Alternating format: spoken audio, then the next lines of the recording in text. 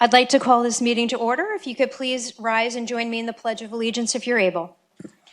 I pledge allegiance to the flag of the United States of America and to the republic for which it stands, one nation, under God, indivisible, with liberty and justice for all. Will the clerk please call the roll? Mayor Middleton. Here. Vice Mayor Kemp. Here. Councilmember Tinsley. Here. Councilmember Primoroso. Here. Councilmember Litt. Here. Are there any additions, deletions, or modifications this evening? Yes, ma'am. Under announcements and presentations, item C. Okay, so due to a scheduling conflict, Mike Caruso, clerk of the Circuit Court, cannot make it this evening, so he will be rescheduled for a later date. So at this time, we'll move on to announcements and presentations, and our first presentation is going to be given by Emily Gregory, who is our state representative for District 87 on the impact of the property tax bills. And it's really nice to see you, Ms. Gregory. Thanks for being here today. Thank you, Mayor Middleton. Thank you, Council. I'm so pleased to be with you today. I wanted to also mention, so everyone knows, we have office hours the third Saturday. So if you ever have any constituent questions, we are here at the library on the third Saturday of each month.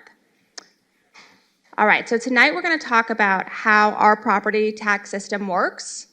We're going to talk about what property taxes pays for, what it funds, what the proposed amendment could change, and what are some potential impacts for local government, homeowners, renters, and our essential core services.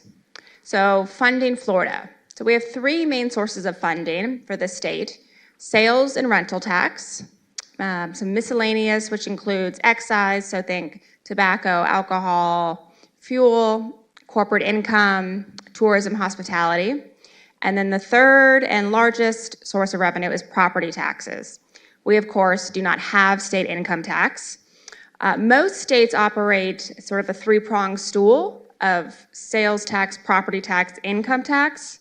So we do not have that third stool of income tax, and we enjoy relatively low sales tax. So we do rely quite heavily on property tax to fund our essential core services. Property taxes are based on the assessed value of your home, known as ad valorem. The state, Tallahassee, does not collect these taxes. They are collected at the local level and stay local. What do they fund? So many things. They fund police, fire, emergency ambulance rescue. They fund public schools, emergency disaster relief, which is important right now during hurricane season. Infrastructure and maintenance, so if you have a pothole on your street, property taxes pay for that repair. Community services, public health and social services, parks and recreation, the South Florida water management, so our water quality, stormwater, environmental and utility services, trash collection, water sewer, stormwater drainage, and local environmental. I'll make a note here that each municipality is different. So for some municipalities, trash collection, waste management, for example, may be non-ad valorem, but this is an example of things that could be covered by your municipality's ad valorem. Libraries, our incredible healthcare district, which funds many services in our safety net hospitals, our trauma system, our trauma hawks, RNs, nurses in the schools, the Children's Services Council, which covers about 60 agencies that deliver prenatal, positive parenting, and services for children 0 to 5, as well as some court-related expenditures. So for each one of these municipalities I'm visiting, I have asked my team, so this is someone on the dais' tax bill, I don't know whose, but you can see line item. The Children's Services Council is $53 of your tax bill. Healthcare district is $71, 2 school board line items, and 2 South Florida water management. So you can always go on the wonderful property appraiser's website and see what your line item and what your property taxes are paying for. So we'll talk about the current system. So for a long time, over 30 years, we have had a homestead exemption of on your homestead at home, so your primary residence has to be in Florida, and if so, you enjoy tax exemption of $50,000. There are additional carve-outs for example, a surviving spouse of a first responder, veterans, active duty military.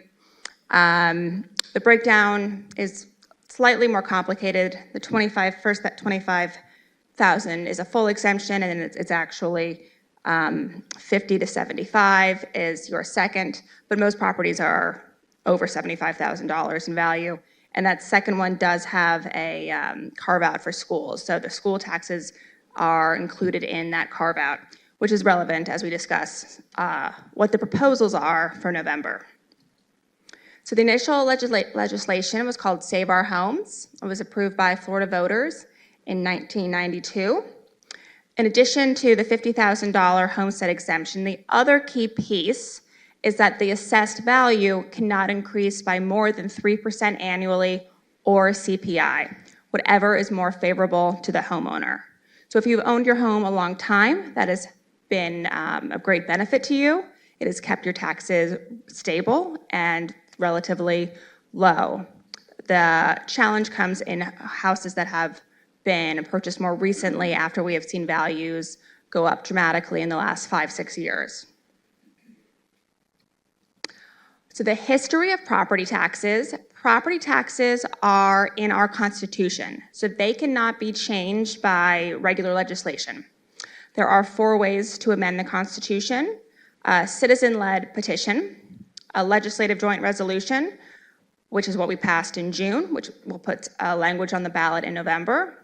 And there's 2 commissions. There is the Florida Constitution Revision Commission, and this last one, I want to make a note. The Florida Taxation and Budget Commission meets every 20 years to review our tax code in its entirety and holistically, and it is scheduled to meet next year.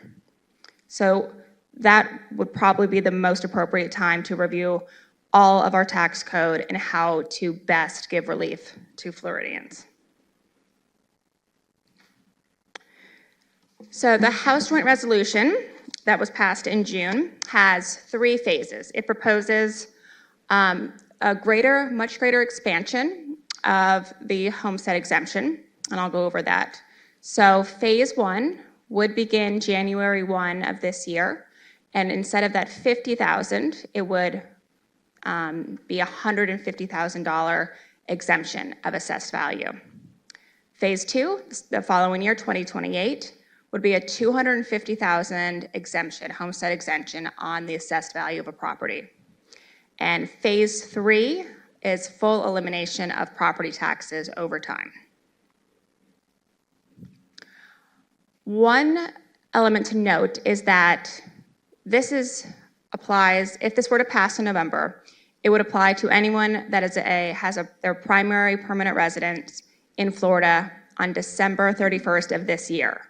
If one were to move to Florida on January 2nd and claim homestead, they would have a different term. They would have to live in Florida for 5 years before they received that expanded homestead exemption. So they would receive the $50,000 homestead exemption for the first 5 years, and then they would have the expanded homestead exemption.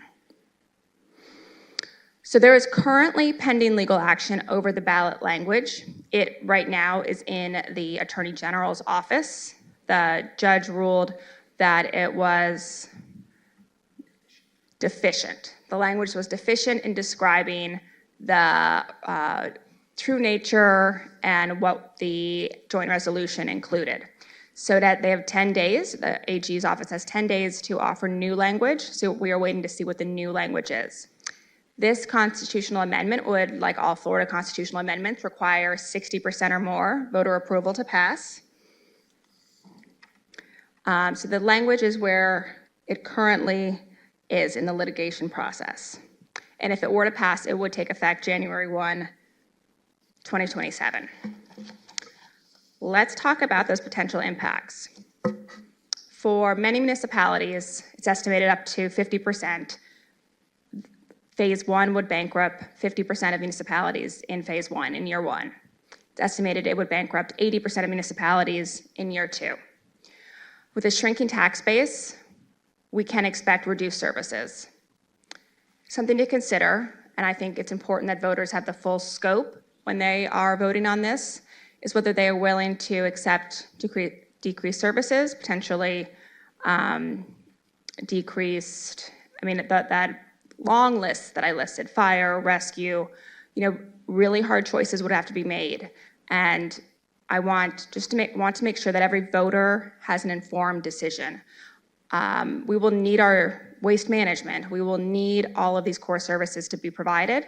And if they are not paid through by property taxes, then it is reasonable to expect that fees, assessments, or privatization would have to make up for those public services.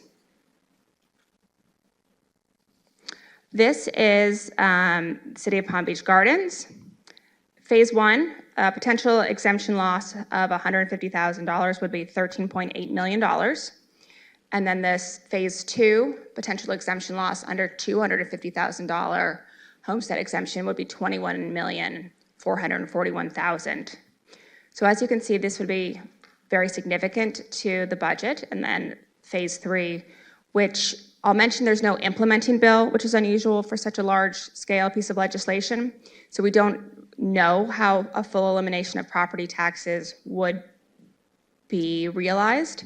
But that would obviously be an entire removal of property taxes from revenue. So this is our contact. My legislative aide, Tom Wilmoth, and my district aide, Abby Ross, and I are all here to serve and to be your partner. If the council has any questions, I'm happy to answer them now or offline. But thank you so much for having me. Thank you very much. So we appreciate you being here. This is the start of, just learning more as much as we can and to be informed. So we appreciate that. Does anybody have any questions at this time? You're the numbers guy. Well, I do have a question, thanks.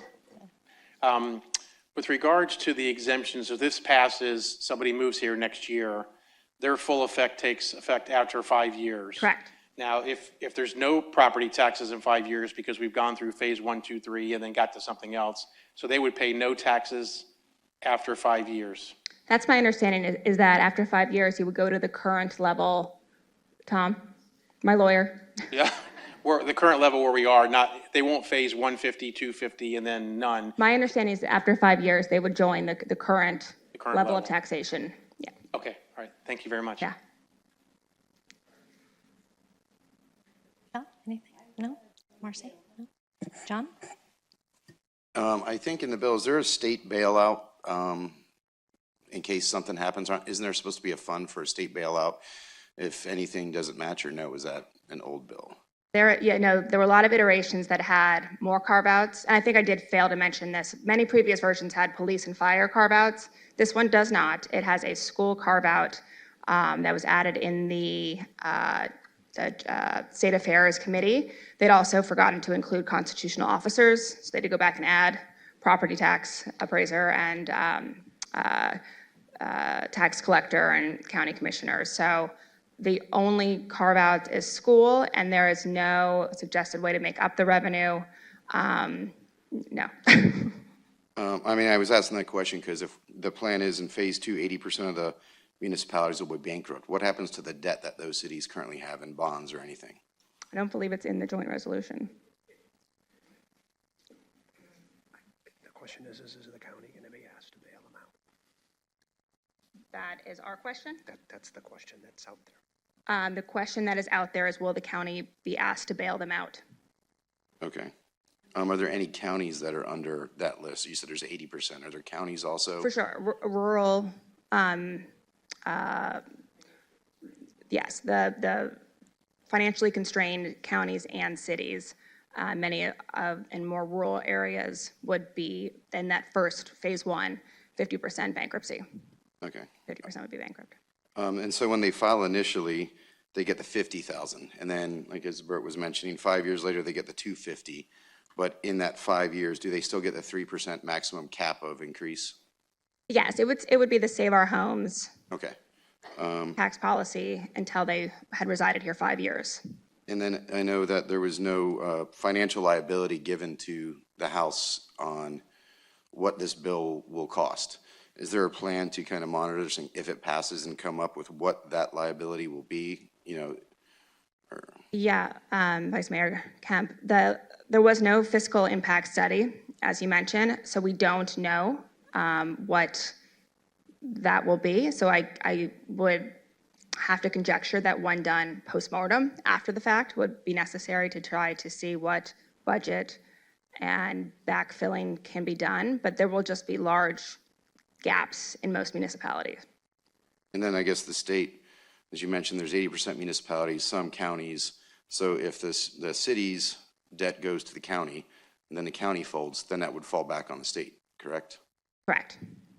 So, all right, that's all I got. Thank you. Thank you very much, and thank you for sharing your contact information and being with us this afternoon. So thank you again. Thank you so much. Okay, our next presentation this evening is by Dorothy Jacks. So she is our Palm Beach County property appraiser, and she's going to talk to us also on the proposed property tax changes. So welcome.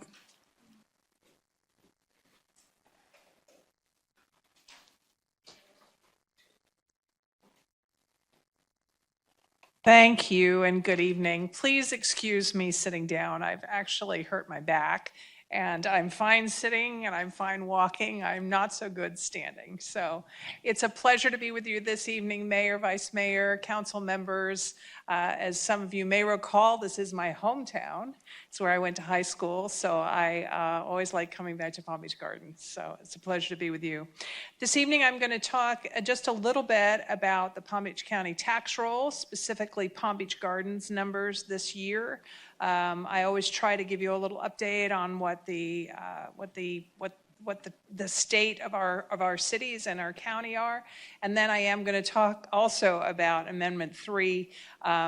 Representative Gregory did a great job going over it. I hope I can give you a little further nuance to some of the issues facing us with Amendment 3. But when we get there, you let me know if I can answer more questions. So let's get started. Kelly's going to help me with the slides, which I appreciate. So 2026, your market value has now risen to $33 billion. That is an increase from $31 billion in 2025. Taxable value, $23 billion. I'm going to show you in just a minute the difference between those two numbers. Net new construction, a very healthy $616 million added to the tax roll this year. I always like to make the point that that is actual new construction value. It is not land because the land was already there and included in your roll. So it's actual additional value from new construction. Just to give you a sort of something to compare it to, 2025's number was $595 million. So it's slightly higher than 2025. Similar percentage increase, 8.58, very healthy.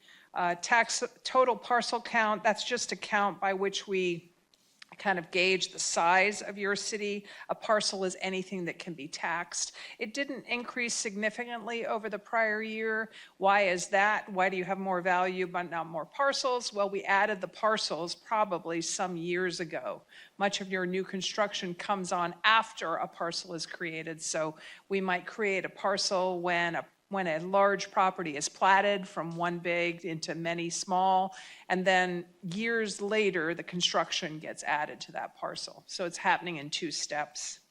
And tangible accounts, those business, personal property, fixtures, equipment in actual businesses across the city, 2,700 of those accounts. Recently, I made a presentation to the Boca Raton Chamber, and just so you're aware, you are now the fourth most valuable city in Palm Beach County after Boca Raton, Palm Beach proper, and West Palm Beach. So really healthy numbers. All right, let's move on to the next slide. I said I wanted to explain how we get from 33 billion down to 23 billion, and this is how this happens. First, the Save Our Homes differential. Representative Gregory explained that really well. 3% cap on anybody who is homesteaded in your city. This causes a sort of automatic reduction in the amount of value coming in from those homes. I think it's important to show you because it's 20% of your market value goes just from Save Our Homes. Homesteaders are, and I'm a homesteader, getting a lot of benefit already in the property tax system that we have today because of Save Our Homes. The 10% cap is on non-homesteaded property, and it's important to talk about that for a minute. So non-homesteaded property, business property, vacant land, apartment complexes, rental homes, snowbirds properties, anything that is not homesteaded has a 10% cap. And in fact, one of the items under Amendment 3 is to lower that 10% cap to 5%. So that's one of the additional items that would occur if Amendment 3 passed. You've got a certain amount of agriculturally classified property, pollution control devices, working waterfronts, that's marinas and so forth. They do get a discounted value because they are open to the public. That's the criteria for being a working waterfront. You have to be a marina that you allow the public into. Okay, and that gets us to 25 billion, almost 26 billion, 77%. If we go on to the next slide. You now see many of the exemptions that exist. Homestead exemption, again, that is the first 25,000. The second 25,000 is under what's called additional 25,000. In Palm Beach Gardens, you provide a 25,000 exemption for low-income seniors. That's called the senior exemption. It's not for any senior. It's only for those who qualify under an income of around $37,000 a year now. So low-income seniors can qualify for that. We also have the 25,000 on tangible personal property, small businesses. So if you think about somewhere like a hairdresser or a small sandwich shop, probably does not pay tangible property tax because they are below that 25,000 threshold. But any business bigger than sort of like a Publix or any kind of larger business is going to pay the tangible tax, but that's the tangible exemption. And then government, of course, are buildings such as that we're in here. Institutional is churches and charitables. And then others are those smaller exemptions. Again, Representative Gregory did a great job of explaining the sort of smaller exemptions that we have, disability, veterans exemptions and so forth. And that gets us down to 70%. So your tax roll is very healthy at a 70% threshold, but you can see 30% of your entire market value goes to these benefits that exist today. Okay. Let's go on then and talk about Amendment 3. Again, I won't belabor the points other than to say that the indexing to inflation is what is proposed as a sort of future. There would be, quote, no property tax, but actually there will always be a school board tax. The school tax is not being included in Amendment 3. So today, you get your first $25,000 exemption covers all taxing authorities, including schools. It's the only homestead that attaches to the school millage. After that, we all pay the 6 mills that we all pay to the school on all the rest of our value, right? Even today, so that second 25 is on everybody else except the school millage. And these new Amendment 3 proposals would be on everything except the school millage. So you would not, this conversation around this being a property tax elimination isn't correct. It is not an elimination. It is a further reduction provided to homesteaded properties. And to some extent, if you lower the 10% cap to 5%, possibly to some businesses over time. So value increases each year, usually in Palm Beach County. Whether it goes up, if it goes up for a business more than 10% today, it's capped at 10% increase. It's rather like a Save Our Homes 3% cap, except at 10%. If this passed, that would lower to 5%. So businesses, if they went up 7% in 1 year in their market value, they would only pay up to 5%. It's important to also to note that that 10 cap that exists today does also not affect the school board. So if you are a business who has a value that goes up 12%, you will continue to pay that 12% market increase to the school system. You would pay 10% to all the other taxing authorities. Okay? So again, pointing out that this is not an elimination, it is a reduction. It is an increase mainly to homesteaders in the amount that they're going to save, but I'm not sure how much that 10 to 5% is really going to impact businesses, because honestly, a lot of value does not increase more than 5% even in a single year. All right. The point about new residents, it's a very important point. You would have to have homestead for 5 years, not just be a Florida resident for 5 years, but actually own a home and have the homestead, and at that lower amount, that $50,000 for 5 years. And it is true, you could arrive here on January 2nd, 2027, and that would put you in that group. You would, however, at the end of the 5 years, get the $250,000 plus the inflationary increase at that point. Okay, so let's go on and look at some numbers. In the next slide, I wanted to give you some context for how many people this would impact in Palm Beach Gardens. So Palm Beach Gardens has 33,000 parcels. Of those, 27,000 are residential. Of those, 18,000 are homesteaded. So we are stepping down each time. Of those 18,000 today, 18 of them, only 18 of them, have a value lower than $50,000. That's probably because they live in a small condominium and have lived there for 30 years. That's usually the people who are in that category. That number, if you increase to 150,000, is 1,800 people would no longer pay any property tax to Palm Beach Gardens and to every other taxing authority except the school board. If you go to the next year, 25,000, 5,000 of your 18,000 residents would also now not pay anything to the city of Palm Beach Gardens.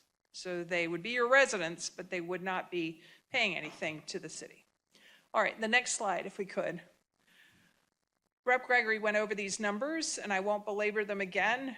I will, though, point out that your taxes levied for 2025 is $109 million, and that's your collection from property tax. And then you can see the revenue loss today from homestead is $5 million. It goes up to $13 million and then to $21 million in 2028. All right, 20% reduction if we look over today. And those are the numbers I wanted to provide you with. If we can go to the next slide, again, November 3rd must pass by 60%. Nobody would need to reapply for homestead. Nothing would have to happen on the part of the taxpayer. We would just roll these into place for January 1, 27, if approved. And again, as you know, the language is being contemplated now as to how it can be refined to more specifically say what the impact of the amendment will be. And with that, I will just say thank you. And just as a little reminder, we're going to mail the proposed tax notices in this month on the 20th. And so taxpayers will have 25 days from that date in order to file an appeal or a petition on their value of their property, and certainly contact us if they have questions about anything on their bill. But I'm more than happy to answer some questions if I could. We appreciate it. Thank you very much. We appreciate it. John, do you want to start us off? When you gave us the number of $21 $1,444,000, that's going to be taken out of our revenue. Is that taking into affect the 5,227 homes worth under $250,000? Does that also include homes that are worth over that with that exemption, or just those homes that are taken out of the cycle? No, it would include all homes. So I wanted to give you how many homes stop paying taxes, but it is a distinct separate number of how much you would lose. It's not just related to those 5,000. It's for everybody. Because of course, here's what the reality of what will happen is. Say I today my home's worth $600,000 and I'm paying tax on $400,000 because I've lived there for some years. We're then going to say $400,000 minus $250,000 leaves $150,000. I am going to continue to pay all my taxes on. So again, it's not an elimination, it's a reduction. It's as if you're getting a supersized homestead. That's really what it boils down to. And I think I know the answer to this, but just to clarify, so 5,227 homes is the 250 mark, and you had 1,803 at the 150 mark. Are those stair stacked, or is the 1,803 included in the final number of 5,227? The 1,803 is included in the 5. Okay. Yes. And then I just had clarification, and Representative Gregory had said that there's 3 phases. Phase 1 is 150, phase 2 is 250, but then there's an avenue for phase 3 to then eliminate. But then I heard you say this is not an elimination. Well, it's not an elimination because we will always continue to pay the school board tax. Okay. So tax bills don't go away. Now, potentially, if you, every year after the 250 mark, so 2029, they will index the 250 up by inflation, okay? But how much that will go up, it's hard to say how much it's going to go up. It does mean that with time, if you're going to do that every single year, it's going to slowly get bigger and bigger. And for more people, so that 5,000 number then starts to expand, right? Of course, values continue to increase as well. And there is the 3% cap in there. So, you know, this year, the 3% cap, it's 3% or the change in the CPI, whichever is less. This year it's 2.7%, just so that everyone's aware. Everybody will go up 2.7%.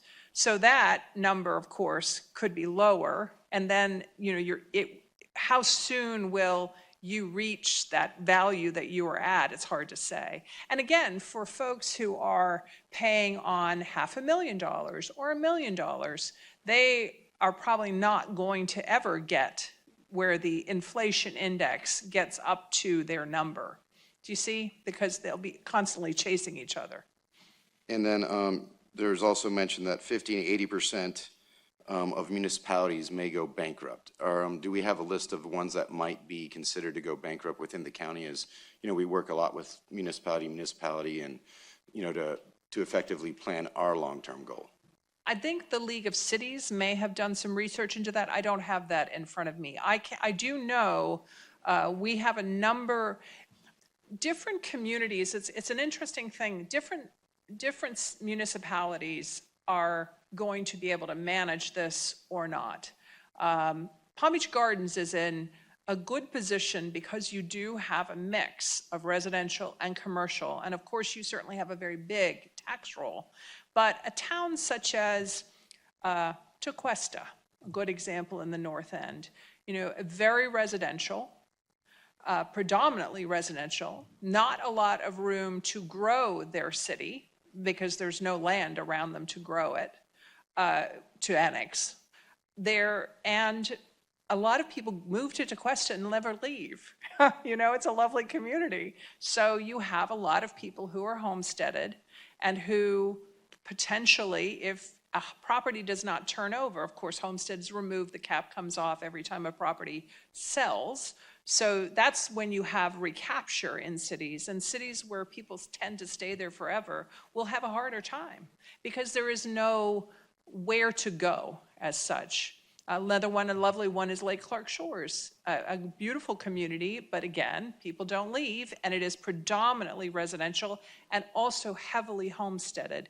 You saw in those numbers that another nice thing about Palm Beach Gardens is you're not fully homesteaded. So you have a residential property, but it's not all homesteaded, which is also helpful. So communities such as Palm Beach, where there's a lot of seasonal homes, even South Palm Beach, where it's all condominiums, not terribly high value condominiums because it's an older inventory, they have a lot of seasonal people, so they're not under the homestead caps, under the homestead. So you see it really varies community by community. But Rev.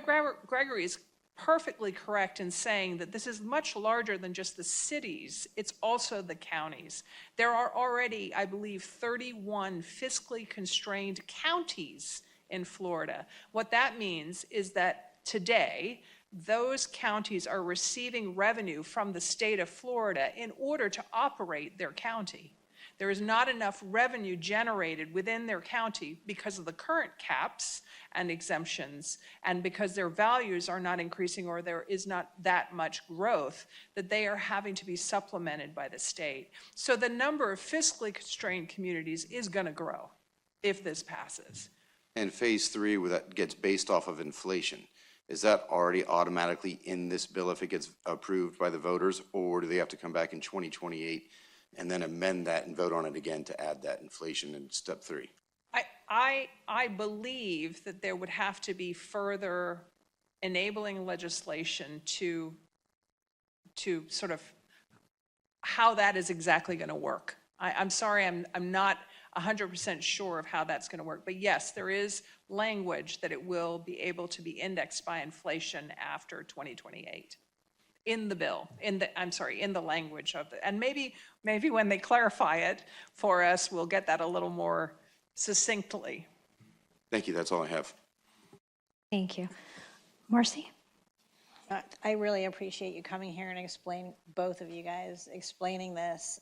It's very informative information. We have a lot to, process and think about in our city. You're absolutely right. We're very diversified in our tax base, unlike some of our neighbors. But, here we're saying the values will continue to go up, but we really don't know that because we don't know how this will affect the market.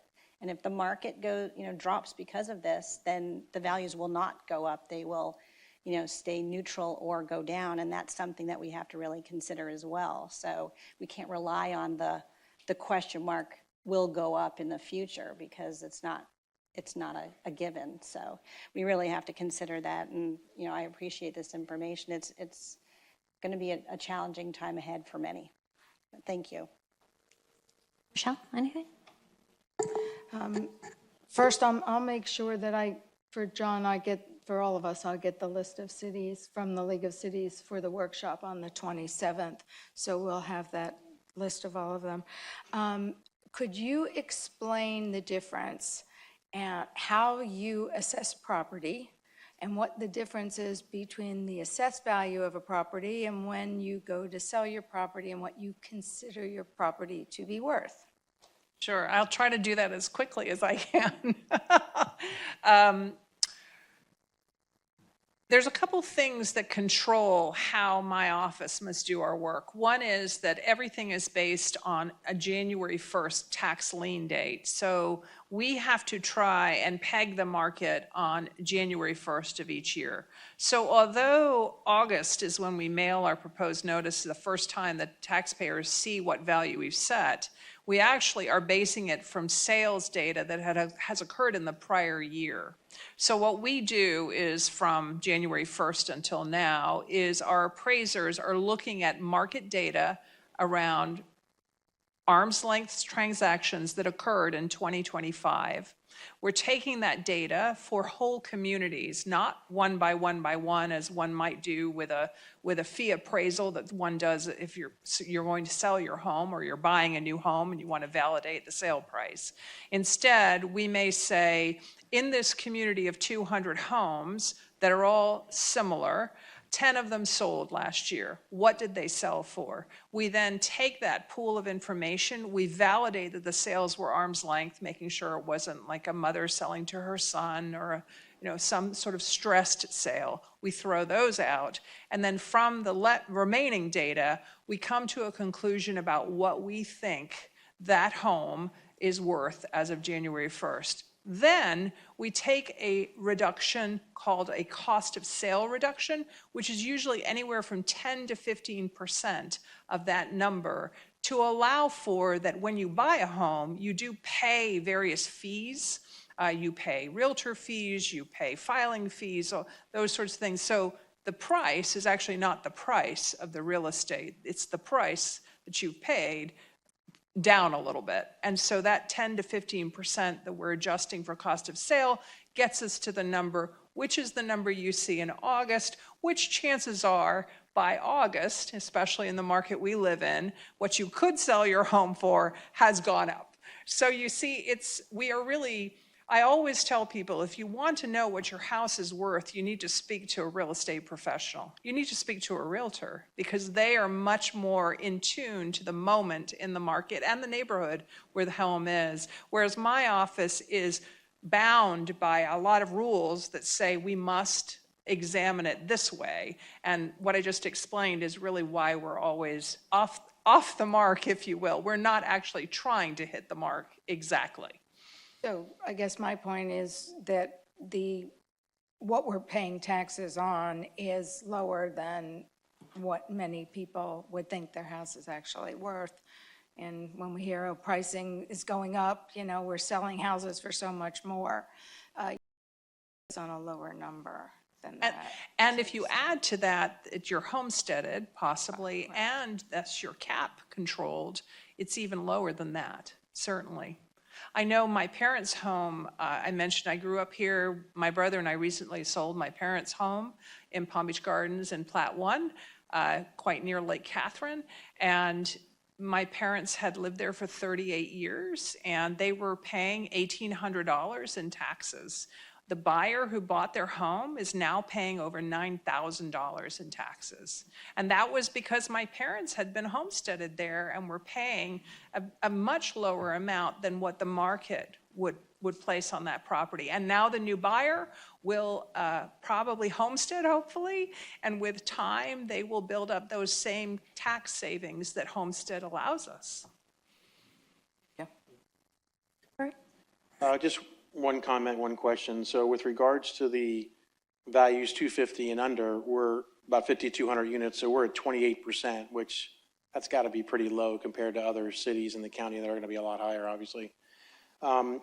If this passes and cities decide not to increase their millage rate and come up with a different taxing instrument to offset losses, I mean, are you guys positioned to handle that from a staffing perspective on all these new things that might be coming from different municipalities on how they label it and what's going to happen, and how, are you going to be able to handle all that, or how do you do it? Well, we of course, there are already non-ad valorem assessments in many cities and in the county certainly also. And so we manage that. It's in a fairly automated manner. I mean, we may have to, I think the larger concern I have today about this is simply explaining it to taxpayers.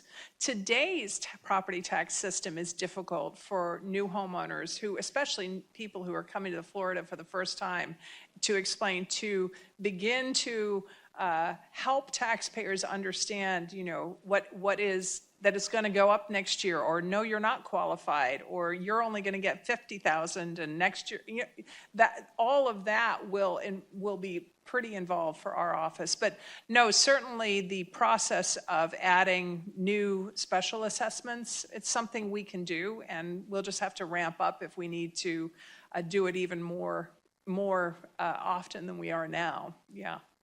Good to hear. Thank you.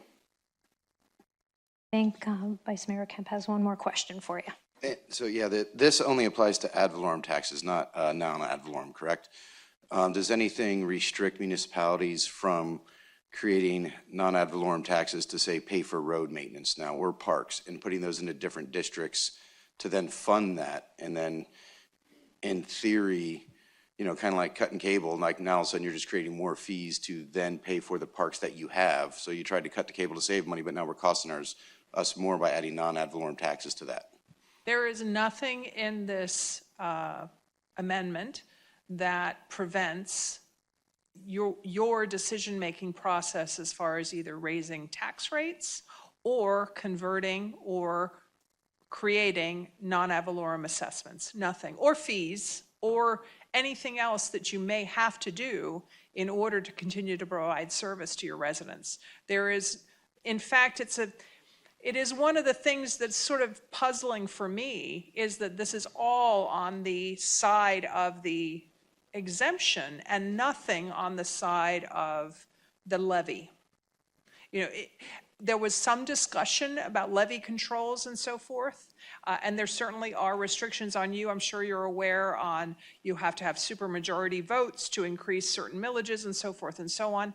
But there was nothing beyond that placed in this legislation.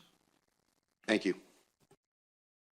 Thank you, and thank you to Dorothy and to Emily. We appreciate it. I love the questions. I love the dialogue. I love the timing of this because we are going to be having our workshop on August 27th, and it gets everyone thinking. And of course, it's open to the public, and we'll be encouraging everyone to come and to view. And I'm sure we'll have more questions by then, and get some numbers on how this is impacting our city even further. So thank you very much. We appreciate you both being here today. Thank you. And thank you so much for having me. And I am here for you if we can answer any further questions. Your city manager knows where to reach me, and more than happy to help in any way we can. Thanks so much. Super. Thank you. Okay, next is comments from the public. I have one comment card. If I can ask John Maples to come up and state your address, name and address for the record, that would be great.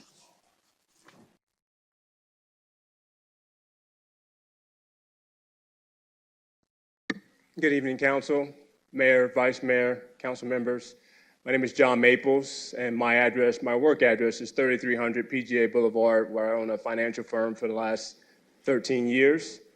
And I want to say thank you. You guys are in a tough position right now. I served on council in that small town she called Lake Clark Shores for 2.5 years. And I know the budget workshops and the meetings and the budgeting and the millage rate and all the things that you guys are going to have to try to figure out with November coming and not sure as you do your planning. So I want to commend you in your service and your hard work. I will say this, driving on PGA Boulevard, I'm thankful that it's not North Lake. So guys, thank you for that with the traffic so that I can move around. But I'm just here this evening to listen, to learn, and to say thank you for the hard work you've put in, and appreciate you guys in the hard work. I know what it means to serve on a council for quite some time, that I did that work as well. So thank you guys for your time. Thank you. Okay. Mr. Ferris, do we have a city manager report? Yes, Madam Mayor, I have one item I'd like to bring to the council's attention and present some information for the public to see. As you well know, we have a whole bunch of unsung heroes that work in this city in various locations, and we hear about the police and the fire and the recreation, and there's another group of unrecognized heroes in this community that provide the backbone work of this community so that the others can do what they can do. So I thought it would be appropriate at this point to show our appreciation and let you know what goes on behind the scenes.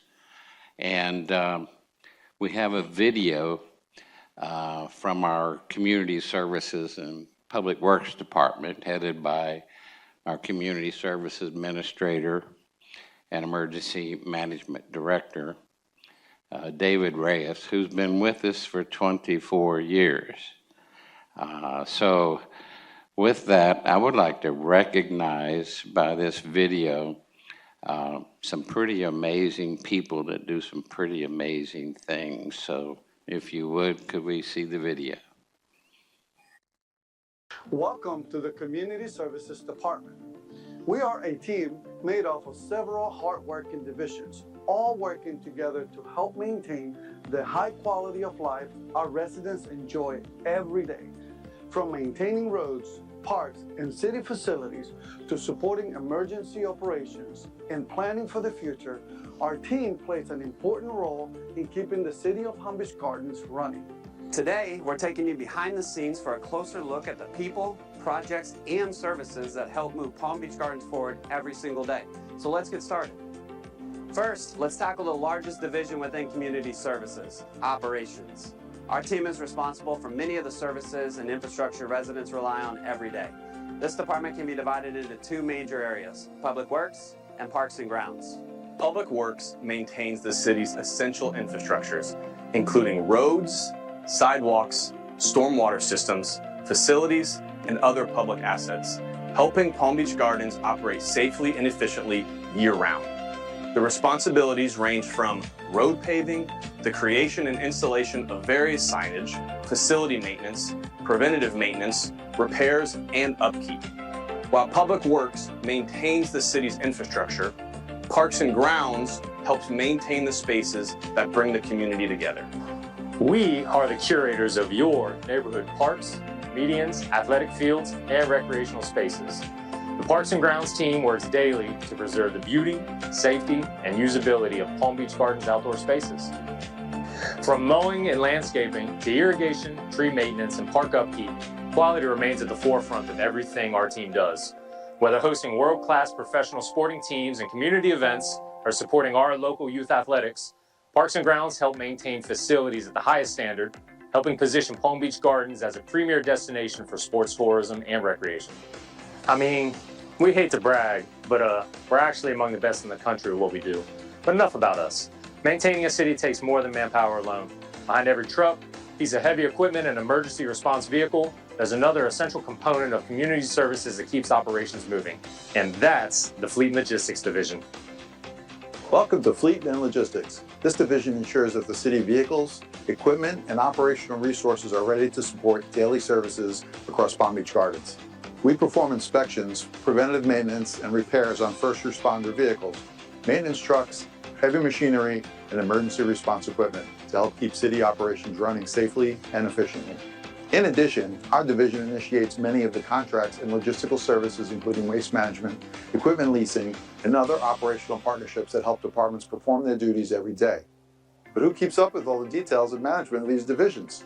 While operations and fleet keep the city moving in the field, the administration division keeps everything connected behind the scenes. In administration, we help coordinate the planning, communication, and operational support that keep community services functioning properly, from budgeting and project coordination to customer service, emergency management support, and communication between departments. Administration works to ensure projects and services move forward smoothly across the departments. The essence of our job is collaboration.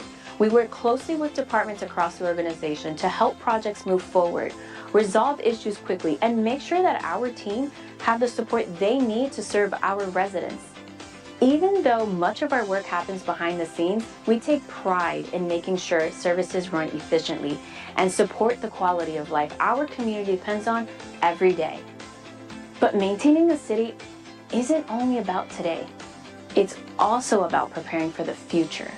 As Palm Beach Gardens continues to grow, community services also help support long-term infrastructure improvements through capital improvement projects, commonly known as CIPs.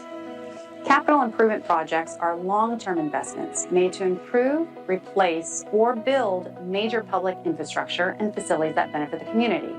These projects are typically planned years in advance and helps ensure that the city's infrastructure meets the needs of residents both now and into the future. These projects can range from roadway and drainage improvements to park enhancements, facility upgrades, or major community investments like the RCA Boulevard Roundabout, as well as the heart of our city, the Burns Road Community Center.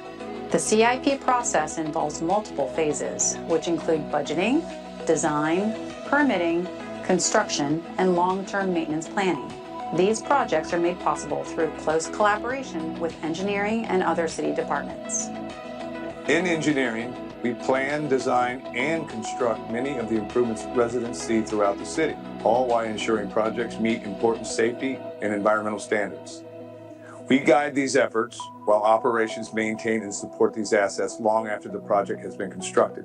By working together, we're able to improve safety, mobility, and the overall quality of life for our residents. As you can imagine, All these varying elements of community services creates an environment where no 2 days are ever the same.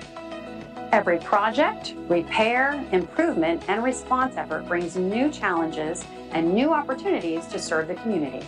Through teamwork and dedication, we keep Palm Beach Gardens operating at its very best every single day.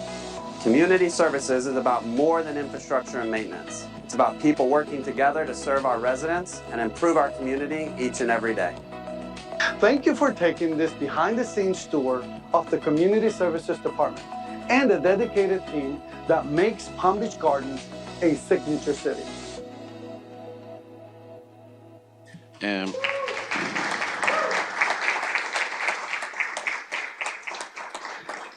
we have to thank David Williams, our videographer, who does magic with these things.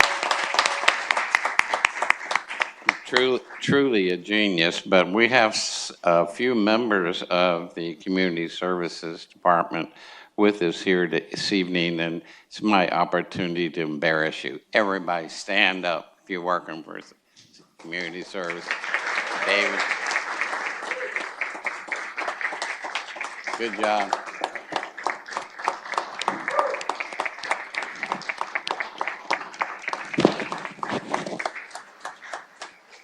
Couldn't do it without you. Thank you all very much. That's my report. Thank you. And from all of us on the council, I'm sure they can concur. Thank you to all of you for doing a tremendous job and for making our city so beautiful and all the details behind it. We truly appreciate you and we're grateful for you. So thank you. Okay. Next, we're going to do the consent agenda. Can I get a motion and a second to approve the consent agenda? I'll make a motion to approve. Second. All in favor? Aye. Any opposed? No? Motion passes 5-0. Okay, tonight we're holding a quasi-judicial hearing on the following cases. Ordinance 15, 2026, second reading and adoption. Voluntary annexation of one parcel totaling 0.14 acres located at 1950 Smith Drive. Ordinance 2026, first reading. Reaffirm the zoning designation of the Gardens Mall planned unit development PUD. This means that the City Council is required by law to base its decision on the evidence contained in the record of this proceeding, which consists of the testimony at the hearing, the materials which are in the official city file on this application, and any documents presented during this hearing.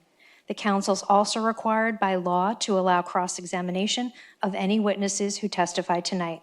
Cross-examination may occur after the staff, the applicant, and other participants have made their presentations and will be permitted in the order of witnesses' appearance. It is necessary that anyone who testifies at the hearing remain until the conclusion of the hearing in order to be able to respond to any questions. If you plan to testify this evening or wish to offer written comments, please fill out a comment card and give it to our city clerk. And the city clerk will now swear in all persons who intend to offer testimony this evening on any of these cases. Do you solemnly swear to tell the truth, the whole truth, and nothing but the truth, so help you God? Okay, can I please get the clerk to read the title? Ordinance 15, 2026, an ordinance of the City Council of the City of Palm Beach Gardens, Florida, annexing pursuant to a petition for voluntary annexation, one parcel of real property comprising a total of 0.14 acres more or less at 1950 Smith Drive, located on the south side of Smith Drive, approximately 0.3 miles east of Ellison Wilson Road in Palm Beach County, Florida, as more particularly described herein and as depicted on the map attached hereto, declaring that the voluntary annexation petition bears the signature of the owner of the real property annexed hereby, amending Article 2 of the City Charter by redefining the corporate limits, providing for transmittal to the Florida Department of State, the Palm Beach County Clerk of Court, and Palm Beach County, providing a conflicts clause, a severability clause, and authority to codify, providing an effective date and further purposes. Okay, I'm going to open the hearing, and if we can declare ex parte. Bert? None. Michelle? None. Marcy? None. I have none. And John? None. None. Okay. Martin, Has anything changed since first reading? Madam Mayor, for the record, Martin Fitz, I have been sworn in. There have been no changes since first reading. Do we need another presentation? Okay. And I do not have any comment cards, and I'm going to close the hearing. And can I get a motion and a second to approve Ordinance 15, 2026 on second reading and adoption? I make a motion to approve ordinance 15, 2026 on second reading. I'll second. Okay. Any other discussion? No? All in favor? Aye. Aye. And motion passes 5-0. Okay, can the clerk please read the title on the next ordinance? Ordinance 16, 2026, an ordinance of the City Council of the City of Palm Beach Gardens, Florida, amending Chapter 78, Land Development at Section 78-159, permitted uses, minor and major conditional uses, and prohibited uses by amending Table 21, permitted, conditional, and prohibited use chart, and by amending subsection J at notes 24, 26, and 48, further amending Chapter 78 at Section 78-221, PGA Boulevard Corridor Overlay, by repealing subsection C and readopting same as revised, and by amending subsection D to clarify the overlay boundaries and update the list of permitted and prohibited uses for clarity and consistency with Table 21. Further amending Chapter 78 at Section 78-751 definitions by amending the definitions of department store, discount department store, and thrift and used merchandise store, and adding definitions for discount store, fixed price retail store, outlet or clearance store, grocery store, discount, grocery store specialty, and temporary or seasonal store to provide clarity, providing that each and every other section and subsection of Chapter 78 Land Development shall remain in full force and effect as previously adopted, providing a conflicts clause, a severability clause, and authority to codify, providing an effective date for other purposes. Okay, I'm going to open the hearing. Martin, has anything changed since first reading? No changes, Madam Mayor. Okay, and I do not have any comment cards on this, and I'm going to close the hearing. And can I get a motion and a second to approve Ordinance 16, 2026 on second reading and adoption? I'll make a motion to approve Ordinance 16, 2026. I'll second. Any more discussion? Any further discussion? Okay, all in favor? Aye. Aye. And motion passes 5-0. Okay. Moving on, Ordinance 19, 2026 and Ordinance 20, 2026 will be a combined presentation with separate votes taken on each item.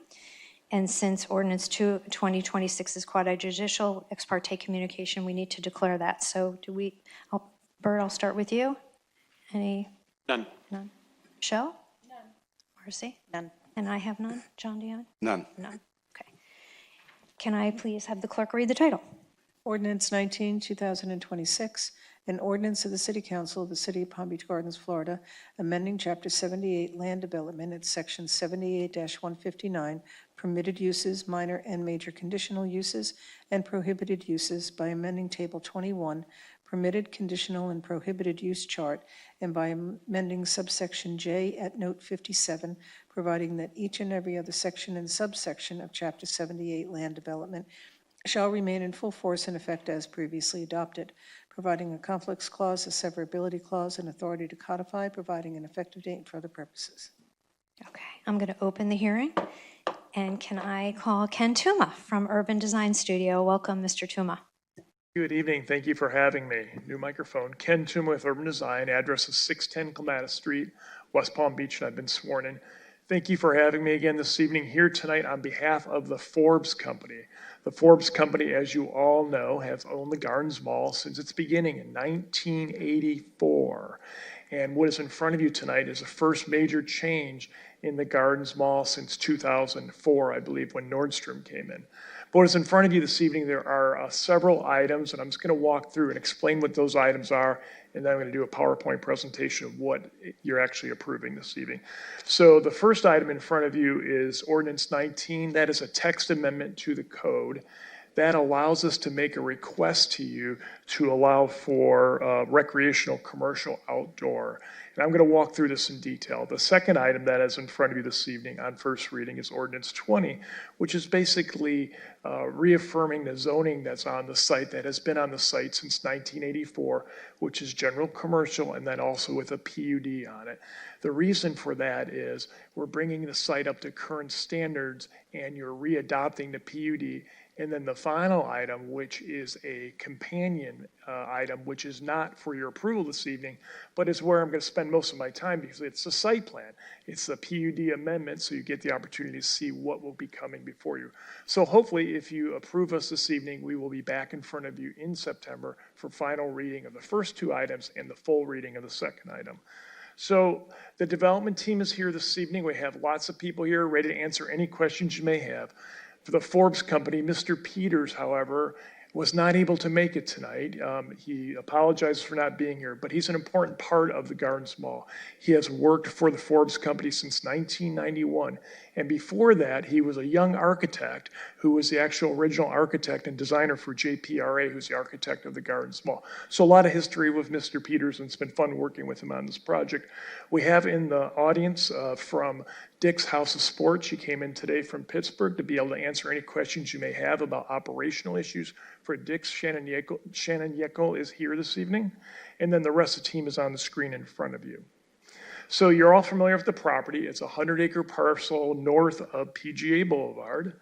There are lots of application requests. The first one is the land development text amendment that I mentioned earlier. There's a PUD amendment, there's a reaffirming of the zoning, and then there's also a major conditional use. I'm going to walk you through all of those items in detail. So first, going back to 1984, quite a while ago, some of you may looked a little different in 1984. The movie of the year in 1984 was Ghostbusters.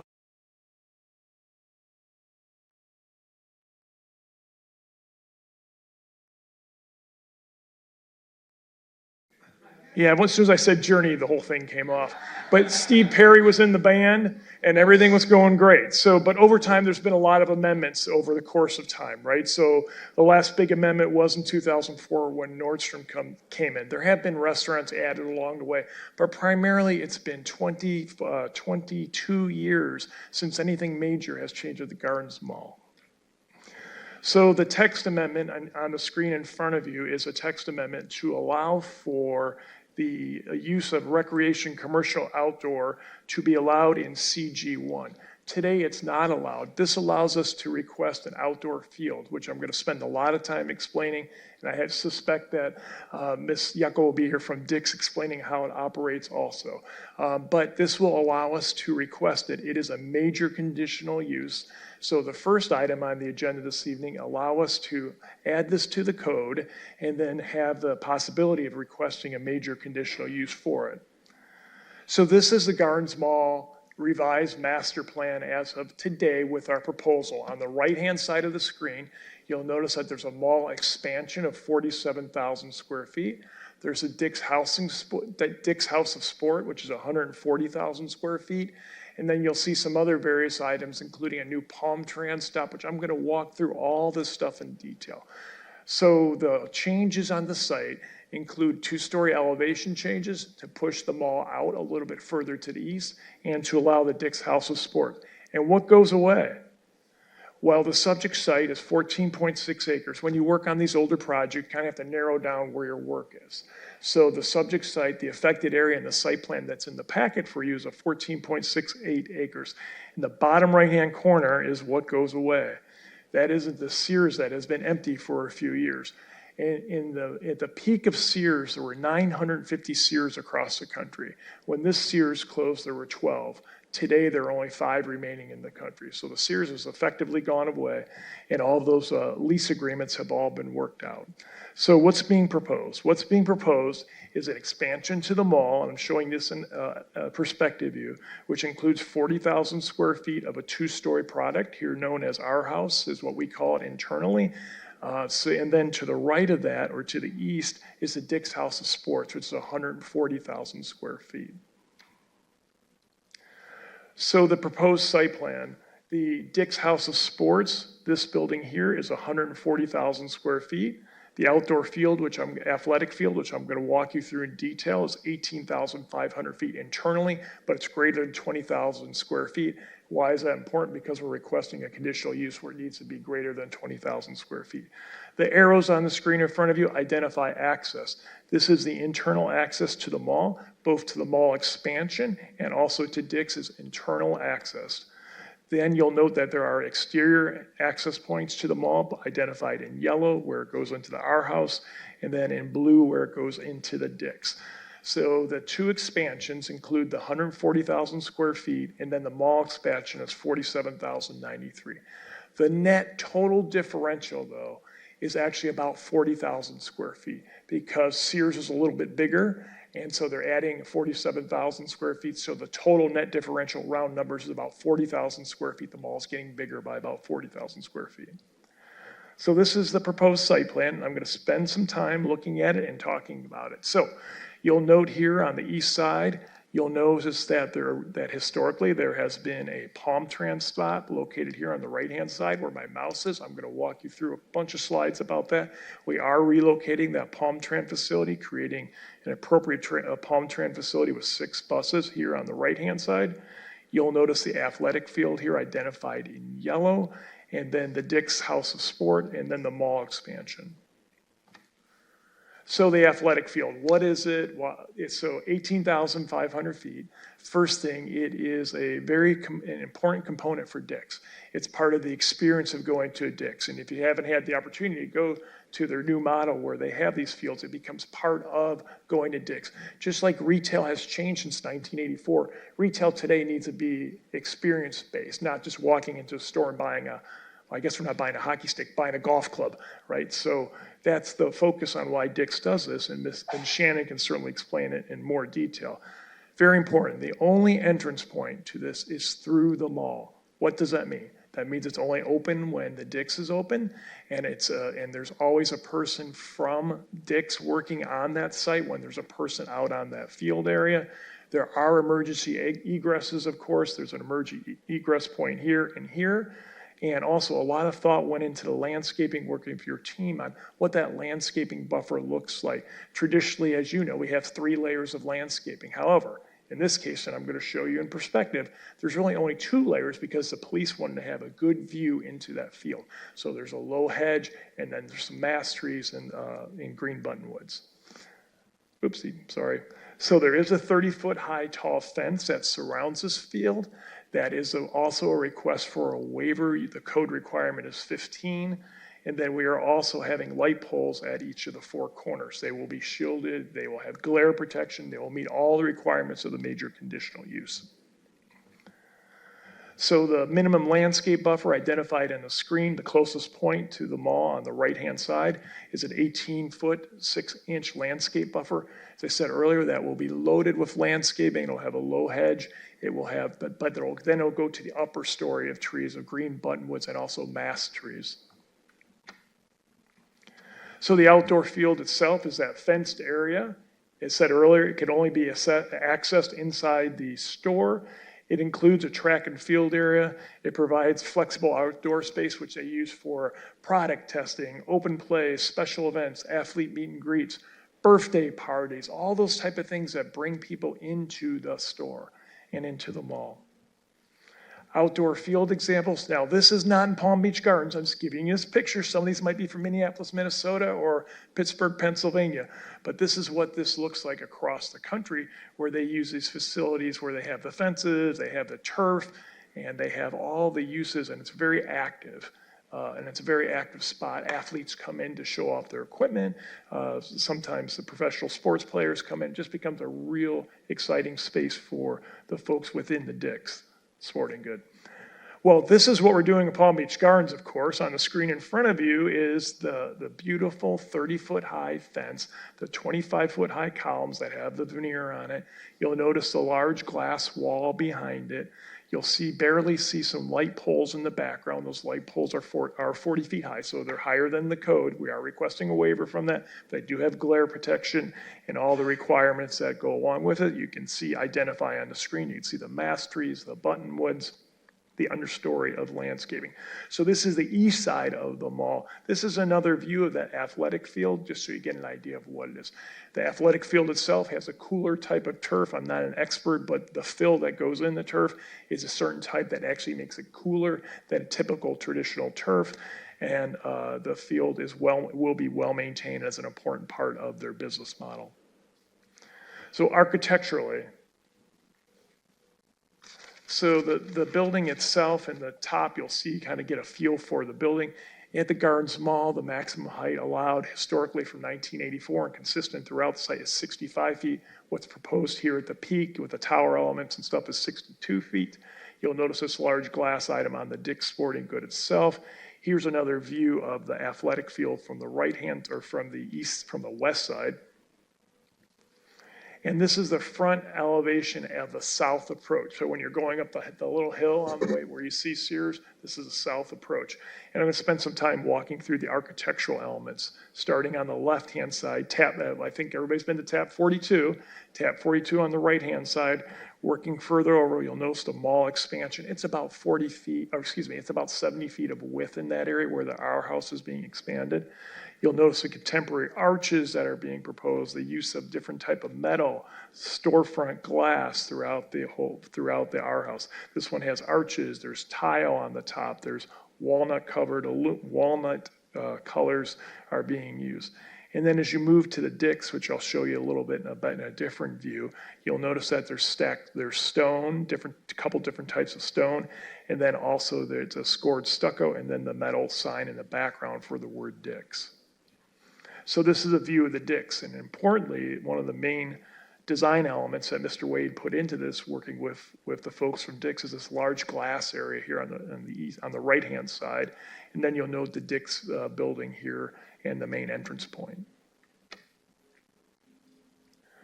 So the subject site, 14.68 acres. The Gardens Mall, you've all been there. There's not a lot of landscaping in the parking lot. We tried our best to bring it up to code. It doesn't perfectly get up to code, but the area that we've affected, working with your staff, we have definitely added pretty significant amount of landscaping to that area. On the screen in front of you, you'll see the trees coming in. There are some existing oak trees, a lot of green buttonwoods and other trees and planting are being added to the area, both on the north parking lot and on the south parking lot, adjacent to the field and to the entrance points. Pedestrian mobility, an important concept, right? So pedestrian mobility, we are adding some sidewalk identified on the screen in yellow along Kew Gardens. That sidewalk more than likely will be along the ring road, and then work its way out to the intersection here of Kew Gardens, and then have an access point here to the right hand to the south.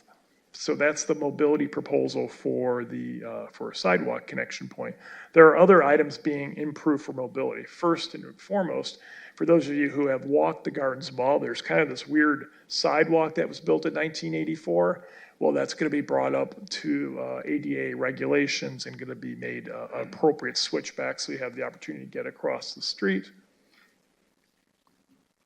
Palm Tran, an important topic and a long topic. So Palm Tran historically has been on the site. No one, including I called Mr. Carnes and asked him, he's like, it just showed up, Ken. But Palm Tran has been there for a really, really long time. They don't have a license to be on the subject site. So we've had a really good negotiation working our way through that. Mr. Matheson has helped me tremendously with this. So Palm Tran, we have agreed, working with your staff, working with Palm Tran, and one of the key elements for the Forbes companies, we don't want the buses everywhere, right? We want to make sure that the location is well thought out. So it gave the Forbes company the opportunity to prepare a good Palm Tran bus stop. So today there are about 2 or 3 parking spots for buses. The proposal on the screen in front of you, which will be on the right-hand side or the east side of the Dick's store, now includes 6 buses, and those 6 buses are identified on the screen. It allows a place for the buses to park instead of sitting in the parking lot. And there will be several new bus shelters. We intend to apply for art in public places in the future, not this evening, but we do intend to apply for art in public places, and those bus shelters will be the similar size of the existing bus shelters that are out there today. design guidelines. So it kind of started the conversation off about redoing or amending the existing development order. Well, so basically what we're doing is we're restating the existing development order, and we're doing it by adding design guidelines. So that booklet of information that I'm sure you all really enjoyed looking through, that information in essence provides for parking, architecture, materials, characteristics, landscaping, signage. So going forward, the malls have some rules of the road, and you have some rules of the road. Waivers, we have 3 waivers, and those 3 waivers that are in front of you, the first waiver is for the height. For the first 2 are actually for the athletic facility, and it has to do with the height of the fence. The permitted is 15 feet. We're requesting 30 feet. Light poles, the light pole requirement is 12 feet. The light poles will be 40 feet, are requested for 40 feet. There's also a request for sign waivers. Obviously, the Gardens Mall does not meet the City of Palm Beach Gardens signage requirements, recognizing that the building itself is about 600 feet from the right-of-way going around the site. The sign waivers that are on the screen are consistent with the other signs that are within the mall. In fact, and much smaller than Bloomingdale's inset. But so the request is to allow for 3 signs, and then also the square footage is on the screen in front of you. So here's a look at the signage being proposed by Dick's. It's a metal background with channel letters.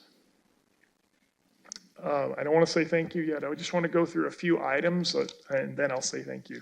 So there's also a component of this, which I didn't prepare a slide for, which is the major conditional use. Just to get it on the record, so next time when we come in front of you, if you agree this evening, we could have a much shorter presentation.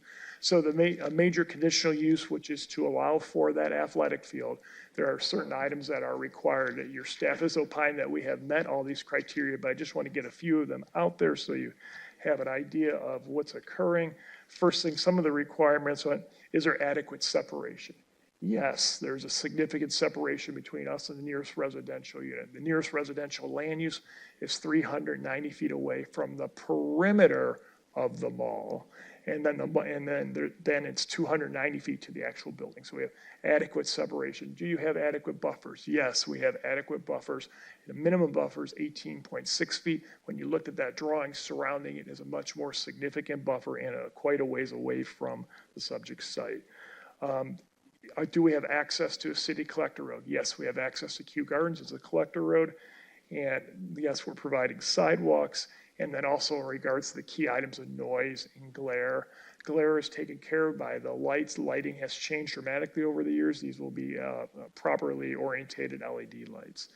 With that, I'm happy to answer any questions you may have. We'd also request the opportunity to speak after public comment if there is any public comment, and respectfully requesting your approval of the first 2 items on first reading, and then the companion item we'll come back to you at the next hearing. Thank you for your time this evening. Thank you. See, Mr. Fitz, do we have a staff presentation this evening? Yes, ma'am. We do have just a few items to touch on. For the record, Martin Fitz, Planning and Zoning, and I have been sworn in.